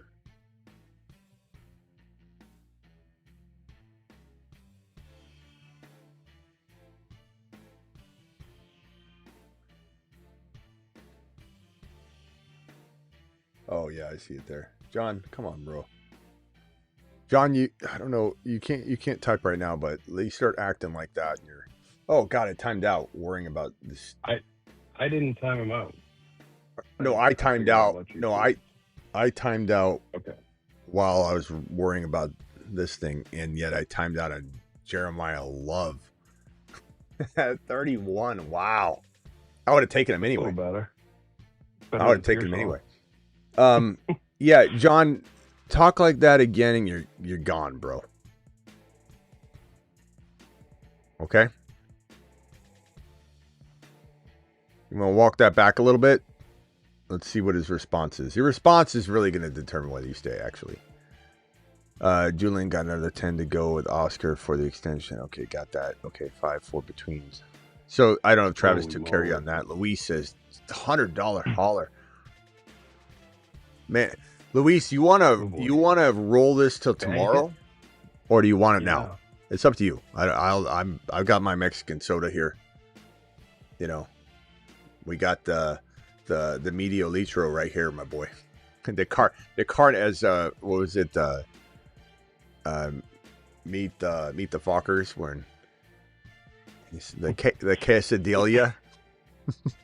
I've got the Medio Litro right here. Yeah, I got a Mexican Coke too. Do it live. Rex may be gone, but never forgotten. Thank you, Luis. Appreciate you. So let me know if you want to roll this to tomorrow, or if you're up for the night, Luis, and you need entertainment. It's your extender, bro. Do I go ETN here? Thank you, Luis. Or Adams. I kind of need another receiver. Yeah. Go Adams. Or is Mike Evans there? No, let's go Adams. So, wow, this team feels good. St. Brown, Achane, Jeremiah Love, and Adams. Woo. That's definitely an uncommon common. I don't play like that. Don't call me. Okay, well then.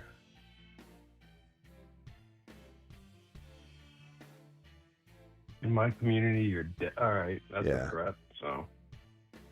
Sorry, John. Okay, that's how you get kicked out of the. John, we didn't want to kick you out, but like that's not a comment you make. I didn't even time him out. I know you didn't get time out for your first comment.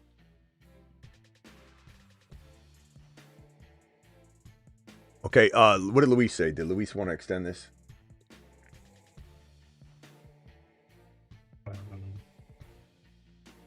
Luis, let me know. We can add it to this timer, or we can roll it into tomorrow, or whatever you want. The last thing Luis said, I want a German Shepherd added to my video. I guess it was okay. Rex. In memory of Rex. Let's see if we. I don't know that I have a German Shepherd on hand, but be tough. But I can do this. I'm in the one spot. What do you think? Says JS. Okay. Gibbs, Bowers, Neighbors, McLaurin, Swift. I didn't like the Swift pick, but I love everything else. So you're doing good. I mean, it's a good team. Very good team, bro. Very good team. Thank you again, Julian. And Julian, did you have any other? Oh, it was the Cup comment. Okay, I think Travis took care of that. Yeah.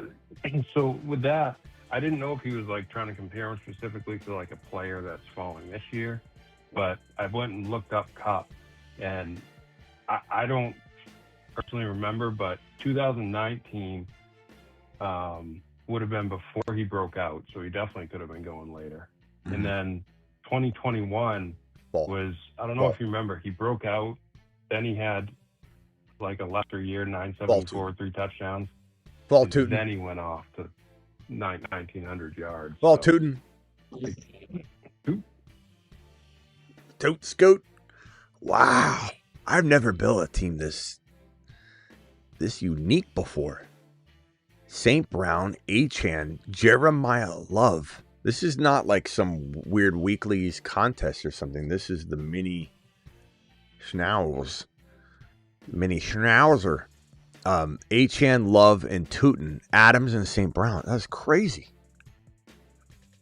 Hey, everybody, can we drop prayer emojis or heart emojis and a dog emoji?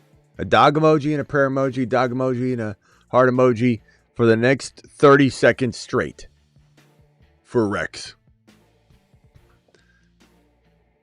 Everybody drop the prayer emojis, the dog emoji, and the heart emoji for 30 seconds straight for Rex.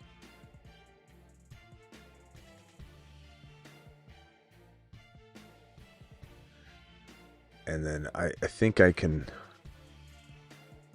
Man, this team's looking good. This could be it. There's only 21,000 entrants in this particular contest, too, so it's a little easier to win this one. It feels good to have some unique builds like that, too. Let's put a dog emoji. I'm going to do nothing but dog emojis in this one, so I remember this is the Rex stream. This is the lucky build. This is the Rex build. This is the lucky stream, Luis. Drake May.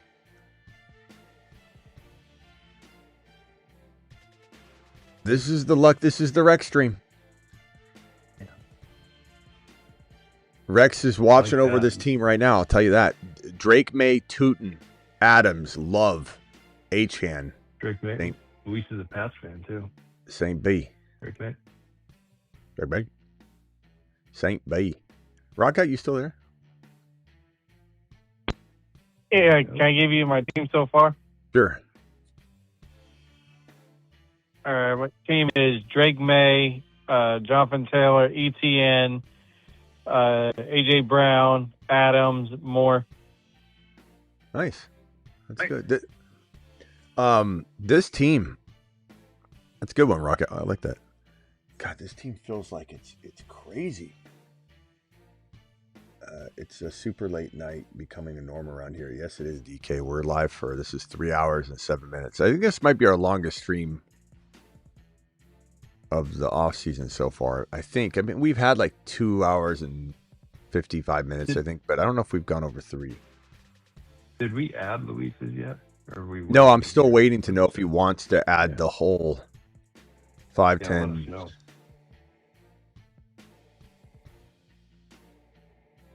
Yeah, we can add the whole 25 minutes tonight, Luis, or if you want to bank it for tomorrow, whatever you want to do. I'm not, either way, I gotta burn it, so I don't care either way. This team, bro. Drake May, Tootin, Adams, Achane. Who am I gonna get receiver here?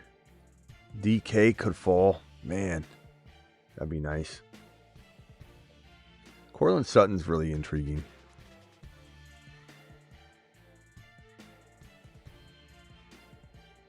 I like Michael Wilson with this team. Not here, but maybe at 8.6. If DK falls, then we'll know. Or Rex is really pulling some strings. He just fell under the line. Rex is moving, moving him. Oh man, the Rex stream, baby. Yeah, the Rex build. That's funny, Lucas said he's in Hawaii and it's 9:45 at night. Perfect time for him. Man, this Rex build is insane. Yeah, I like that one. It just got sudden. DK Metcalf, right, boys? I mean, I could go Kraft. Yeah. Kraft or DK. I like DK. I need the third receiver, so it's probably smart. Yeah. Damn. Yeah, that's very smart with Adams being a little older. Boy, I'll tell you, this team looks. The Rex build is insane. Dogs are family. Luis, win your league in 26 for Rex. Do it live. Let me see if I can get Luis's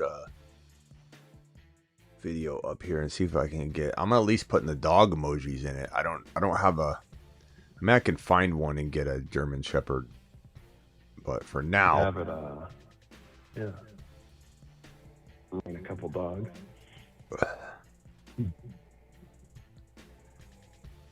I mean, this is kind of like he's kind of like a German Shepherd. I mean, not really, but it'll work.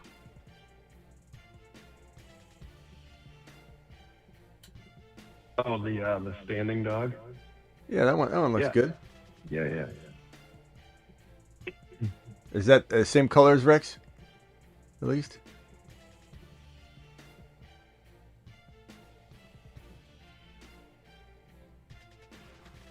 All right. Getting back to my pick here. Michael Wilson went. Jonathan Brooks went. Damn it. Got a little sniper in here. Sniper action. Man, that would have been great. Oh, Kraft could fall. This guy doesn't have a tight end. You sons of bees, bro. You sons of bees. That would have been perfect. I know. Mahomes or Harvey? Or Downs? Or Fannin? Maybe let's go Fannin.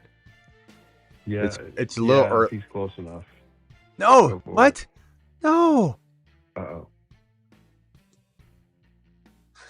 I drafted it. It was sitting there. It was like the green bar it was frozen on the green. It was just sitting there, but it didn't accept it. It just was holding my pick, and then it let it time out into Dak. I gotta practice what I preach. Fannin's on the line. Can I get a little help from Rex, please? Fannin's on the line above where I'm drafting. I just need Rex to push Fannin down a couple spots below the line. So, yep. Luis, if you could help me out with that. I screwed up on this Dak pick. I don't mind Dak. Dak's a great second quarterback. So this will work out as long as we can get Fannin pushed down below that line. Because Fannin I was reaching on anyway.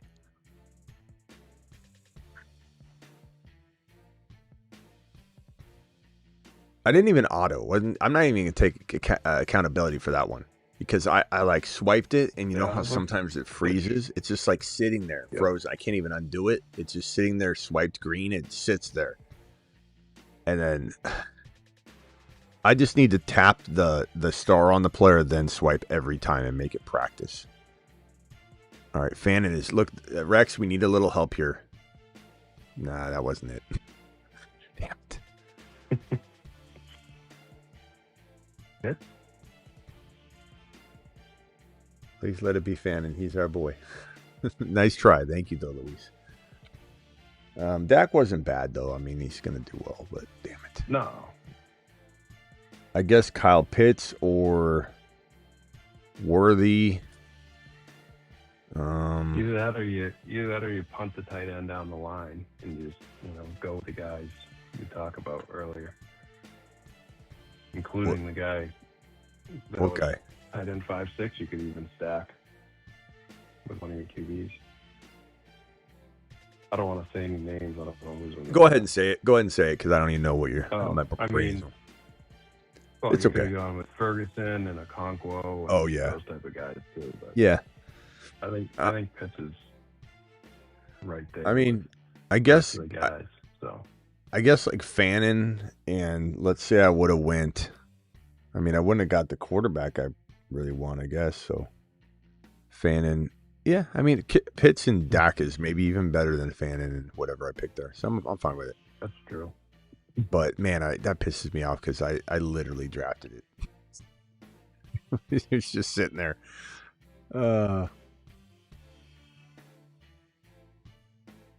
Would you like my team if I went Watson instead of May? Well, good thing it's my team and not yours. I don't like it better with Watson over May, but thank you. Appreciate you anyway. You see Luis' super chat. What? Luis sent a $5 super chat. Okay. Rome says dogs are family. I read that one already. Thank you. Luis said, roll it over, sir, if the people want to. Appreciate you. Okay, let's do that. That way the show will have an extra amount tomorrow night to kick it off. And I'll even take your super chat and put it right here. Let's see here. Where's it at? That way I can actually throw it on screen. Yep. That way I can throw it on screen and kick it off appropriately. Wandell. He's really the only guy I like here, but Wandell or I got 5 seconds. Wandell or Dobbs. One of the two. Stack with May or go Wandell.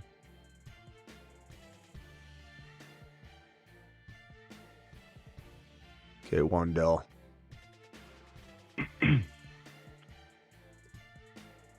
Yeah, I can't complain about Dak, Pitts, Wandell. That's pretty good. No. I like that. Really disappointed about the snipage on Brooks.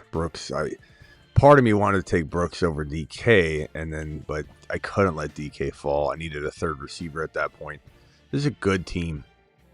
St. Brown, Achane, Love. I can't believe Love fell that far.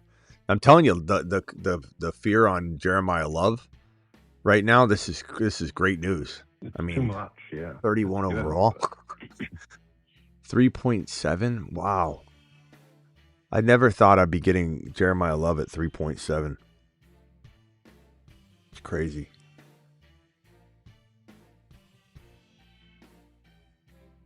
Lucas said at 1.01 in a keeper league. CMC, Genty, or Amon-Ra? CMC, Genty, or Amon-Ra? CMC, Genty, or Amon-Ra? In a redraft? No, keeper league 1.01. I guess those are the best. I mean, I assume you can't keep the player next year at this value, I imagine. And so, man, Coker. Snipers. I mean, I took St. Brown in this draft before Genty, without any sort of keeper value to it. If there was keeper value, if you could keep Genty in round 1 next year, then I would take Genty. But if there is no keeper value to this pick because it's the first round, I guess I would say Amon-Ra is safer, but I don't mind going Genty either. Depends on what you think you need with your build and the 3 wide receivers versus 2. If it's 3, go St. Brown. If it's 2 wide receivers and then a flex and it could be a running back, then I'm probably going Genty, but very close. Very, very close, my friend. Okay, I can't time out on Ricky Pearsall. He is the next on the board. Or Ridley. Jeez, man.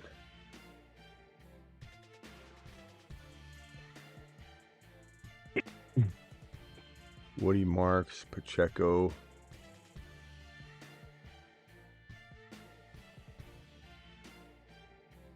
So, wait to make this back.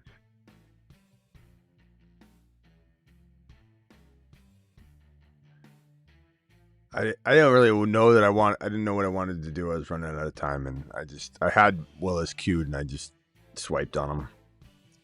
Kind of a dead zone in the draft. Yeah. Dribbling right before my pick.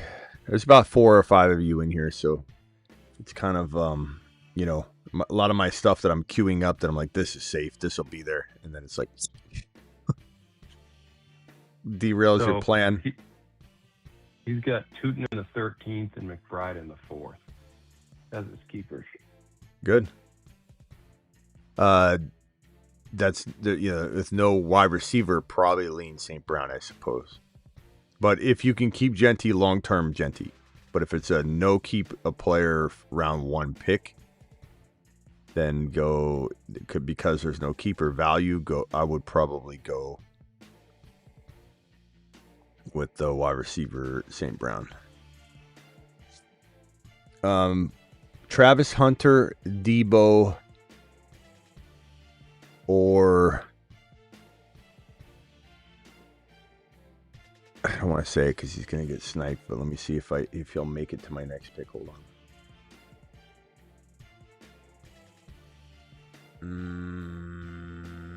I think Hunter. He might. Hunter's not bad.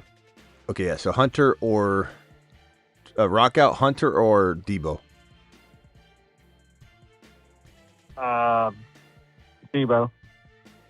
Travis, you said Hunter. Yeah, either or. I think they'll both have some big games. Yeah, I like Hunter in best ball because of that capability. Debo, pull back your bow. Thank you again. The player. So Luis. Genty it is. Thank you again, Luis.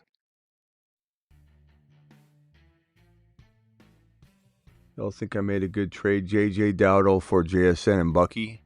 No. You're just trying to show off, bro. Of course. JJ and Dowdle for JSN's a good trade. You're like, yeah, you think if we in the chat told them to make that trade earlier this week? Yeah. Yeah, bro, we told you to do that. It's like when someone calls in and asks for advice, or like, who would you rather have, JJ or Genty? And I'm like, Genty. And like, you would? I'm like, yeah. And they're like, for real? No. Are you sure? Are you sure? Yeah. Though? So you would like Genty? And then like later on in the conversation, yeah, I just like Genty more than JJ. Like, really? But if it's on the third weekend in August and it's raining, I'm sure you don't want JJ. We literally told him to do the trade yesterday. Like, dude, smash that trade. Like, y'all think I did good? Y'all think I did good getting JJ or getting JSN for JJ and Dowdle? Oh, by the way, I got a free Bucky on top of winning that trade. Yeah, I got Bucky too. Oh, Rome is back. I was going to bed, but just got a trade offer. Bro's getting woken up by trade offers. You gotta turn on the peace option on your peace and quiet option on your phone, bro. I don't like how this started. I really need an RB, but yeah, but I'm about ready to throw everything down the drain. Coleman. All right, so have I really not drafted a running back since Achane, Love, and Tootin? And then Coleman. Wow. Receivers are St. Brown, Adams, Metcalf, Wandell, Hunter. I like this team a lot, but don't you hate when it feels like it's on fire and then later on you don't love it as much? I do like it. Like it's still that, good. The Kraft, that Kraft missed by the one pick, and you were like, oh, I hope Kraft falls. Yeah, that might have dampened it. And then you ended up with Dak when you didn't mean to. Yeah, that's probably. No, I still like the team though. Yeah, I think this is a good one. But St. Brown, Achane, Love, and Adams and Tootin and May. I don't think I've started like that in a while. That's a great team. And I haven't misstepped anything. I mean, Dak's a great pick there. Kyle Pitts is still great. Wandell's there. Next up, I have Charbonnet, Tank Bigsby. I do need another running back potentially. Tank Bigsby I like a lot. Tesla. Antonio Williams. Zachariah Branch. I'm just going to cue a bunch of players. Sean Tucker. Brissett. Emmett Johnson.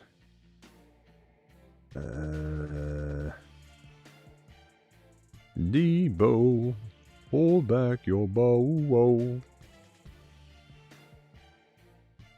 On the clock, boys. Zach Charbonnet or did Bigsby go? Oh, I shouldn't have said anything. I think Sharps is good for me because I don't need anything now. It'll be later. So that's a good. Because Achane, Love, and Tootin will have me covered. So Coleman and Charbonnet for later as home run hitters. That's pretty good. I like that. And wide receiver, I have 1, 2, 3, 4, 5. Quarterbacks, I'm good. Tight end, I just have the 1. So I need 2 tight ends and a wide and maybe 2 wide receivers. Or, yeah, no.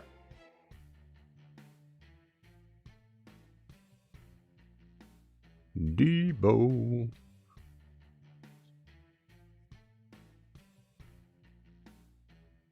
Gadsden could be this year. Higher this year. He could. What do you guys think of Gadsden? I mean, God, we're so high on him. We got to remember he's still young and just getting going. I mean, he's I still like him a lot. Yeah, he's got so much upside. He just piss poor blocker, but I mean, it doesn't matter if they run him. They draft, bring in other tight ends for that reason. I mean, they got to run him out there though as a receiving tight end, and I don't know if they for sure will, but it seems like they will. I mean, he did it with John. I mean, John is a better blocker, but John, I don't think was ever an elite blocker, and he was able to do it. I also kind of look at how teams seem to be doing with tight end what they're doing with running back, where they have 2 of them, and they fit these roles. And in today's offenses, there should be plenty enough to go around. But and Njoku gets hurt a lot, so unless they're, I guess Charlie Kohler could fill in, but PJ, you keep definitely me, bro. Risk. PJ's drafting right off of listening to the show, bro. Keep sniping. Tesla is pretty good here. I mean, there's not many guys who can go out and get 7 for 164 with a touchdown from the tight end spot. So I like him.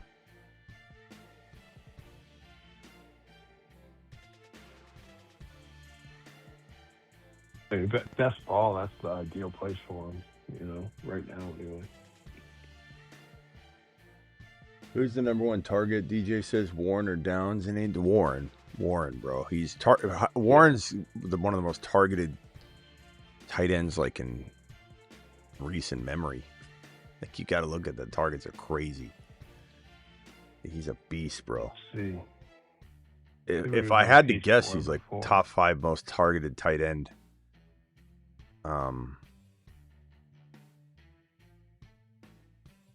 For the last yeah, he had 112 targets last year. And let's see.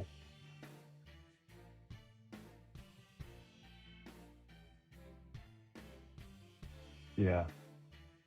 He was before Daniel Jones got hurt. He was on pace for 85, 10, 23, and 5.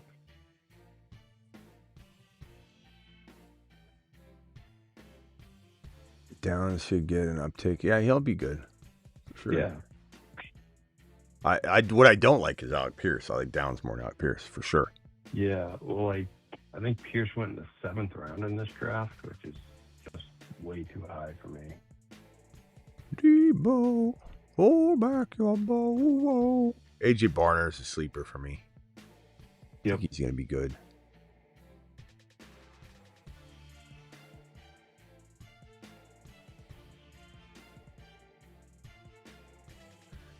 Tight end is different too, because you don't have to be like a 1,200-yard receiver to be a top 10 tight end and make an impact.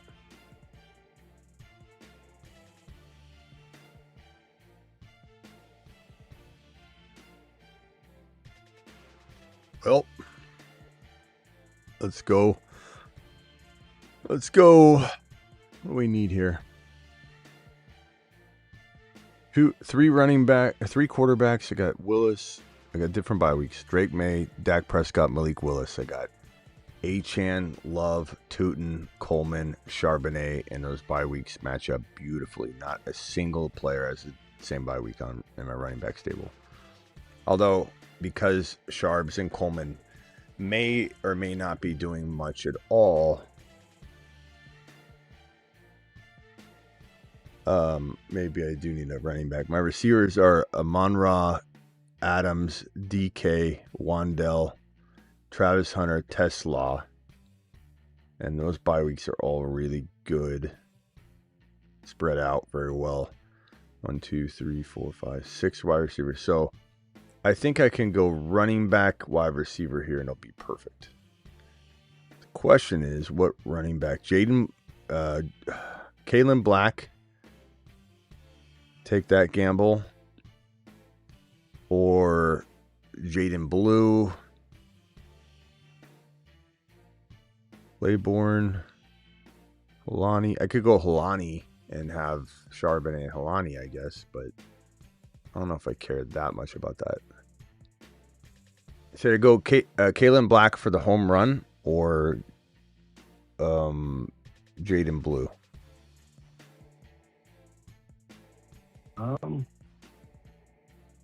Blue with Prescott, maybe. I don't know. Do you feel like you need a home run? I'm gonna go Black. Yeah, I think he's worth it here. All right, tight end. My boy Colby Parkinson may or may not be there because I just said it. That's who I'll take if he's there. Or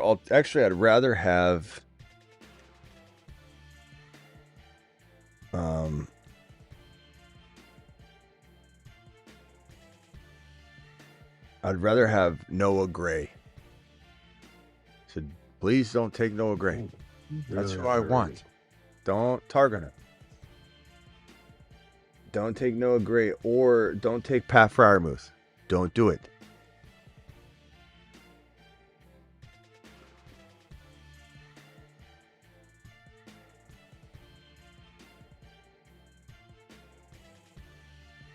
Is Luis still there? Did Luis pass out? Rock out. What else you got, bro? Got 5 minutes left. Can I give you my receiving core? Sure.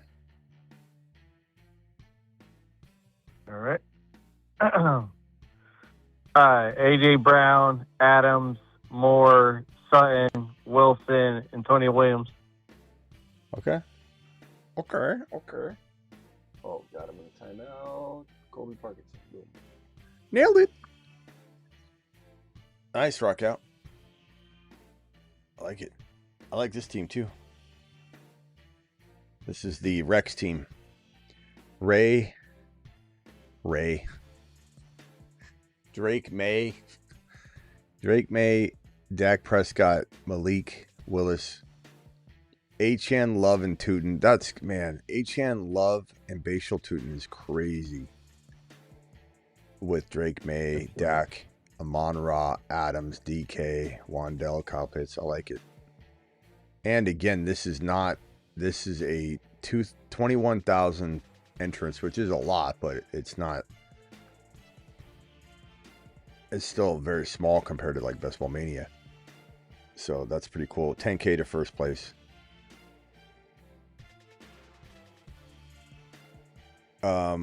My team projected for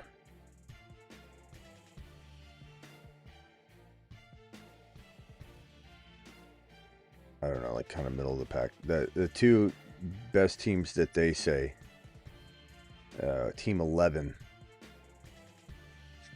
Let's take a look at that. Lamb, Barkley, Allen, Higgins, DJ Moore, Warren, Jonathan Brooks, Monangai, White. That's definitely one of those that we're sniping a few, but I don't know. It's a good team, I guess, but. And then this other one got ranked the highest, which was pick number 8. That's JT, Henry, Flowers, Garrett Wilson, Lamar, MHJ, Lemon, Kraft. That's the one that took Kraft. But those are the teams I don't really feel like. I don't know. I don't. Whenever that happens, I don't really. I just don't see it. Luis dropping Luis. What in the hell did Luis just do? A 199 hauler. How can I? Let's see here. As long as this is the longest stream of the year, I'm good. For my boy, Rex. Roll over, rest. Thank you, Smitty. Best show on the planet, brother. Thank you all and the mods. Thank you, Luis. Luis, standing ovation, pal. Let's go, mashed potatoes. Yeah, buddy. Jeez, Luis. Jeez, Luis. Jeez, Luis. Woo. Doggy.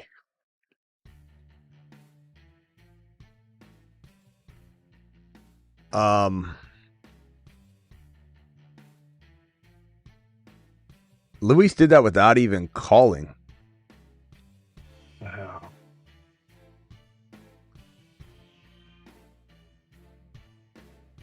Monster. Okay, so that means, Luis, we're going to put you on. What did I say? I was going to make you a video, Luis. What was the player? He's going to say Lemon or Devontae Smith, isn't he? Give me a video. I will incorporate Rex into the video. Give me a player video, Luis. I'm making it for you. I'll incorporate Rex into it, whether it's Devontae Smith riding Rex into the sunset. whatever. Preferably, can it be maybe Drake May? We don't really have a Drake May video. We have the one. It's kind of I don't want to say. Some people really like it, but it's so long that it's hard to play. We need a shorter Drake May video. So how about we make a Drake May video and Drake May's riding Rex in like a horse into battle. I like that. Good one. Cool. Let's do that. And Jeremy, can you tell me what colors we're talking about German Shepherd wise? Luis, send me a photo in Instagram. A photo. I will make a German Shepherd battle horse. Battle dog. And we'll make it Drake May. That way we can all have fun with it. If it's Devontae Smith, then it's got a negative connotation to it with, and I don't want to do that. I don't want to tie Rex to that. Let's tie Rex to Drake May. We need a short Drake May video anyway. And it'll be Drake May riding in on Rex. Hey, Smitty. Maybe flying Rex. So send me a photo on Instagram. DM me. What rock out? Thank you, Luis. Luis to the moon. What are your top 3 risk it for the biscuit players? Risk it for the biscuit. So we're talking like what? That I would go all in on all my leagues, or that I'm taking a gamble that maybe he's got a little bit of damn risk like to it. they're risky, but they could pan out higher than we think they Malik Neighbors, my boy. Malik Neighbors. I mean, because you're drafting him higher now than you were. Lab McConkey, you're getting him. You're still drafting him high, but that's risking it for the biscuit.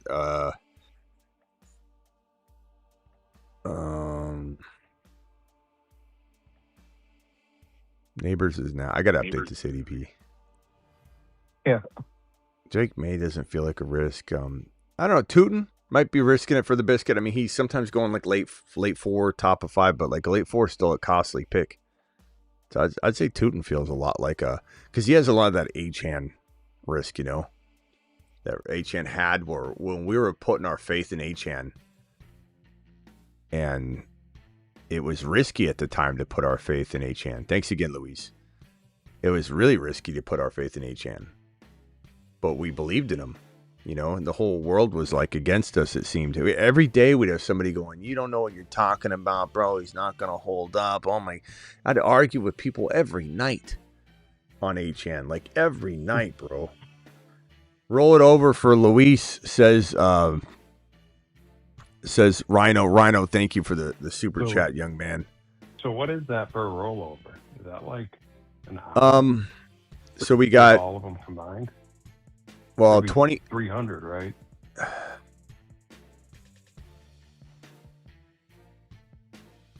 Oh, and now another 20.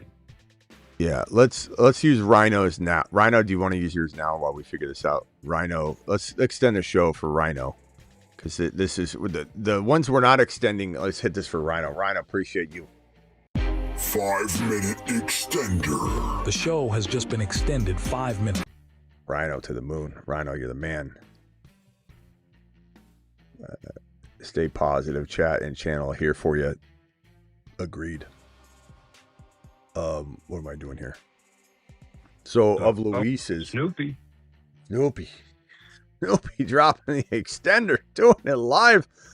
What are we? 5-minute extender. The show has just been extended 5 minutes due to a $20 Okay, super so we got chat. 10 minutes on the board. Welcome home, Columbia.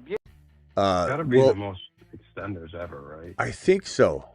I think this is, and we haven't even used the majority of them because Luis just dropped this. Yeah, So if I added it right, I think it is. yeah, so 300 divided by, or well, what is that? So 15. Yeah, it was 100 and a 200, right? Yeah. So we're talking about divided by 15, 20, right? Yeah, 15 extenders. Yeah, 15 extenders.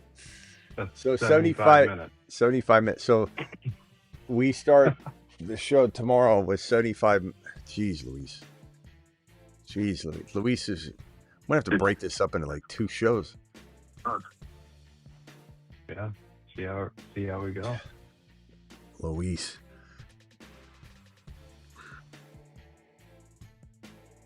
Okay. Thank you, my boys, for dropping these 2 right here. So Rhino, thank you. Snoopy said thank you for the content. Thank you, Snoopy. Appreciate you. 3 hours and 40 minutes. You know, I had a Snoopy when I was younger, and he went everywhere. It was the one with the claw, the hand that would claw Velcro on like that. You wrap around your arm. Carried him everywhere. Snoopy to the moon. Sorry for the loss, bro. It never gets easier. Stay positive. Chat and channel here for you. Thanks again, Rhino. Appreciate you, bro. So we start off with a 75-minute extender. Thank you, Neon. Appreciate you. Luis. Luis, give me that photo. Are you able to send me that photo now? Let me see if I can create. Let's see if we can create a dog version or a cartoon version of your dog real quick.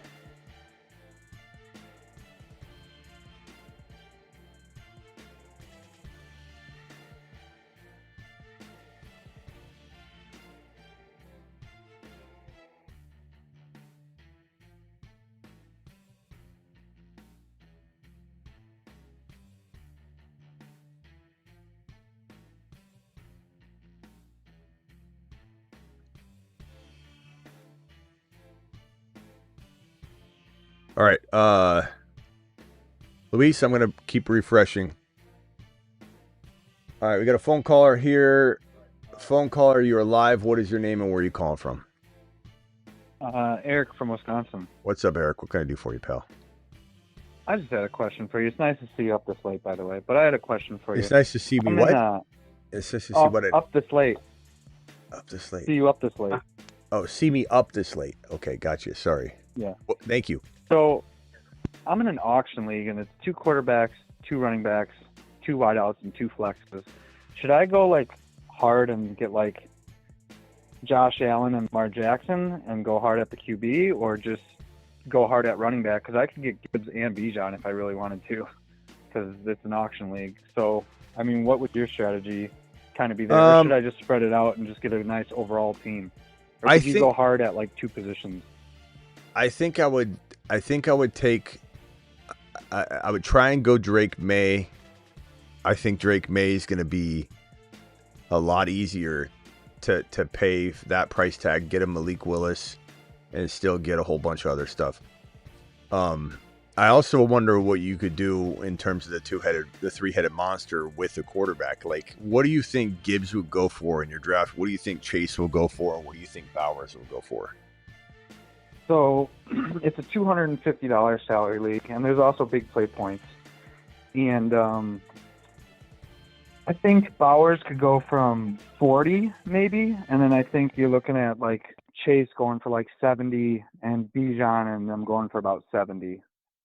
So I mean, but we do have an extra flex spot as well, and two QBs start. So Gibbs 70, Chase 70, and Bowers what? I'd say about 40. And do you have to somewhere in the give or take $10 in that range?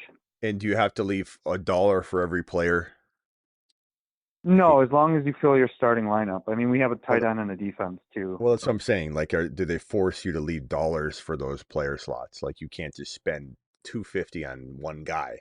Like, that's gonna take all your roster spots and like reserve. Right. You have to fill out your roster, but you don't have to fill out any bench spots. But not for $0 guys. Okay.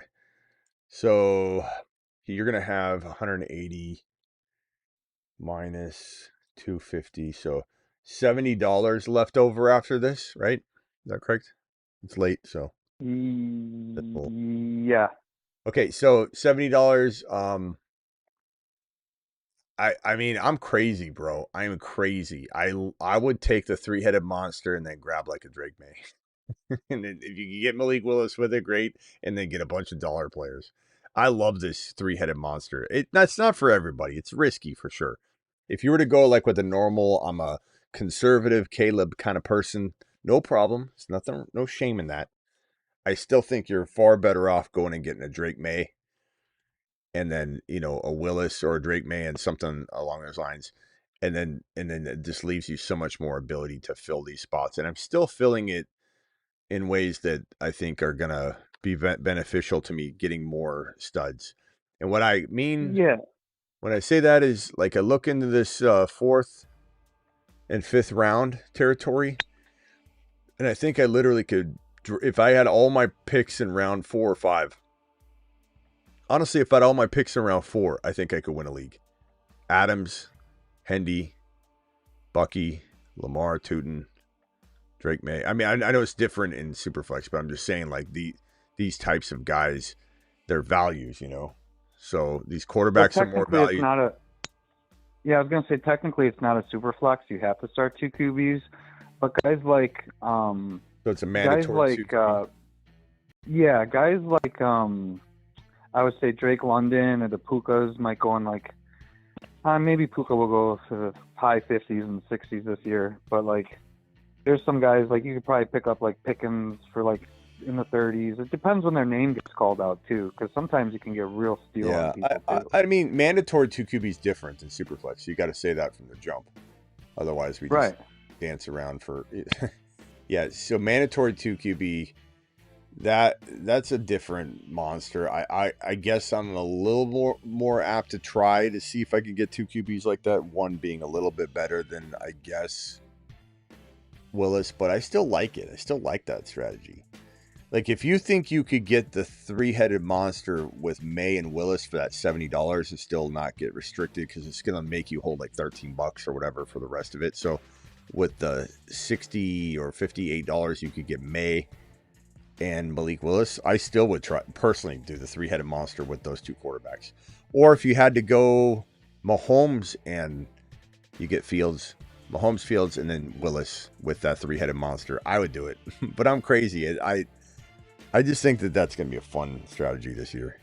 The 3-headed monster. It's going to be great. So you wouldn't like spread it around and try to get like the DJ Moores, the Tootens for like 10, 15 I could do that too. There. I could do that too. You would just go big at certain positions and then go just real small at other ones, like $2, $3. No, I mean, I said both. I said that I would, if I was going May and Willis, then I could get all those guys like the 4th, 5th round, Hendy, Tootin, Mike Evans, those guys. But I'm just saying the flip side strategy is to go crazy on the Gibbs, Chase, Bowers, May, or if you have to go Mahomes, May and Willis. They're 2 different strategies. One's spreading it out. The other is going ham. Yeah, that'd be pretty sick to have Gibbs and Chase though, and Bowers. I think those guys are going to crush.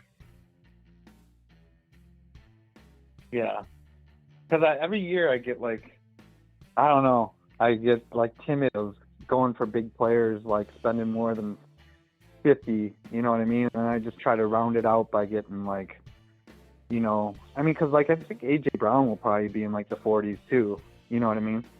Well, give So me I'm like, give me a Coker, give me a Jonah Coleman, a Wandell. Like, you're gonna get guys like that, bro.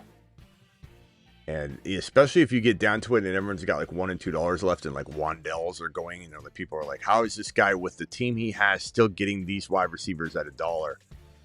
And people are gonna freak the hell out when you have Bowers, Chase, Gibbs, May, Willis, and you got Wandell, Jalen Coker, Kyle Monungai, Jonah Coleman, like, yeah. But okay. See, another thing I was thinking is like, should I just do like, you know how he was saying 70 for Chase? If I could maybe scoop up like a Drake London and an AJ Brown for around like 80 or 90, you know? Man, it's a different strategy. Maybe. Sure. Right. But it's not the same. I never go big like your strategy, like how you're saying. I mean, it'd be fun to try. It'd be fun to try.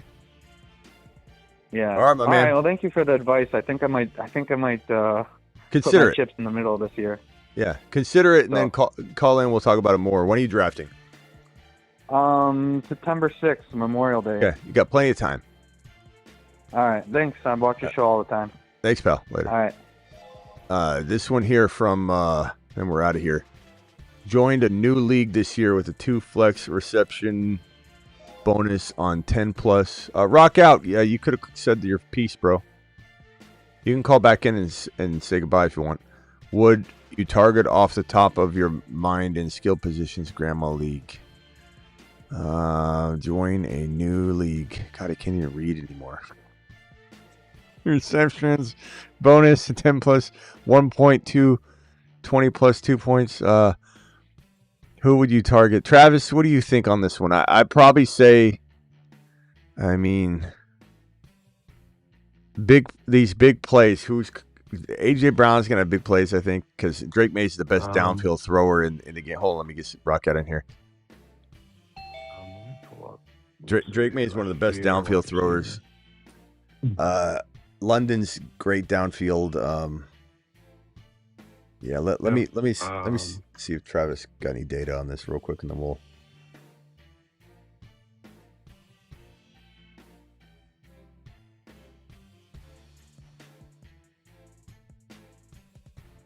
I mean, I think I'll look real quick and see if I can pull anything up. Rock out. Final thoughts, my boy. Great show. Catch you tomorrow. All right, thanks, Rock out. Appreciate you, bro. Later. All right, cool. I think I mean, it would take me a little bit to pull up everything, but like you said, those guys. I mean, Jameson Williams is always good for deep passes. Go down the line here.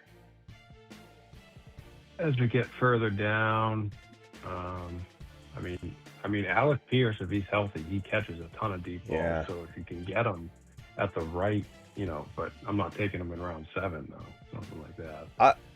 With this type of format, bonuses for 10 plus yards. So Quentin Johnson, QJ is, you know, in the right ADP.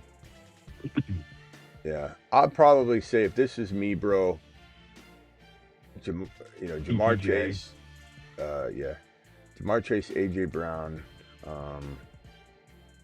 Neighbors is one of the best downfield guys in the game. Buka is gonna have huge, big plays. Ladd will do a lot of short stuff. Evans a lot of short stuff. BTJ. Christian Watson, another guy. Those are probably the best guys for that format, in my opinion. Yeah. All right, I got your Luis. I got your pup on here. Hold on one second. I'm editing him right now.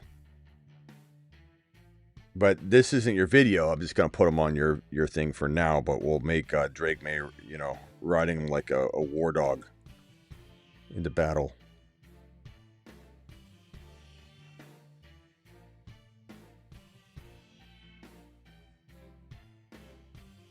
Okay, let me drag this over here.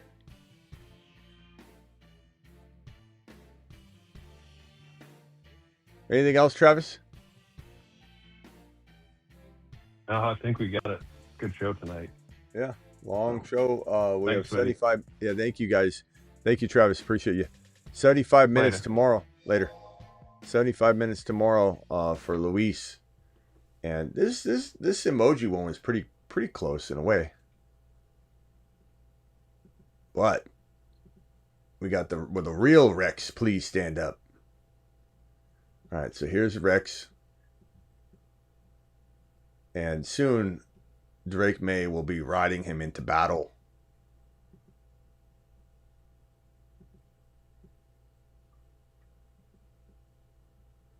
There we go.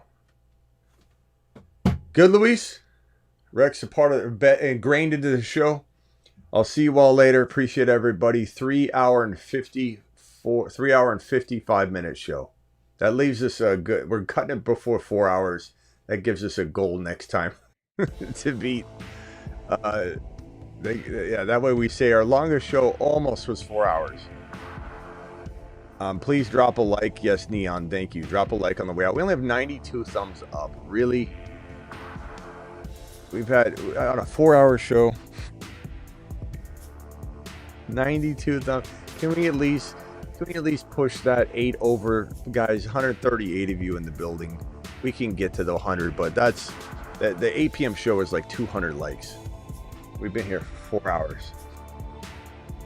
4 hours. Got 93 likes. What are we doing back there?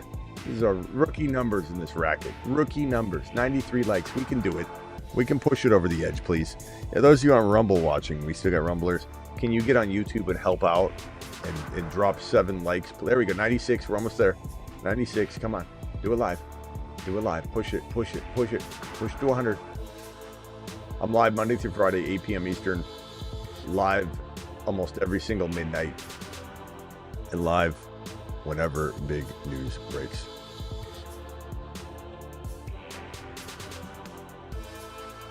Come on, 100. We got 96. 96. Bring it. Bring it. Push it to the brink.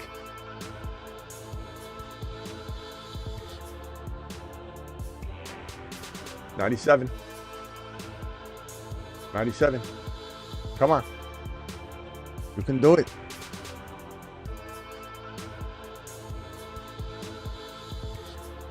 $98.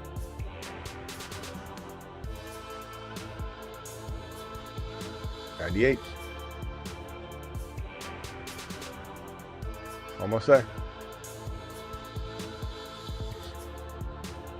100. Woo! All right, keep hitting that thumb up though, everybody. Thank you, Luis, for the super chats. You guys are absolute savages. Snoopy, appreciate you.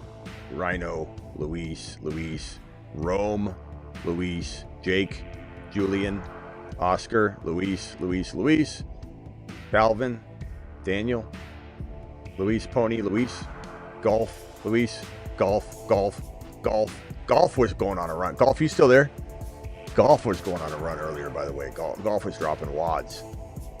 Golf to the moon. Golf kind of got it, helped get it going after. Romario, Luis, Golf. Appreciate you, Romario.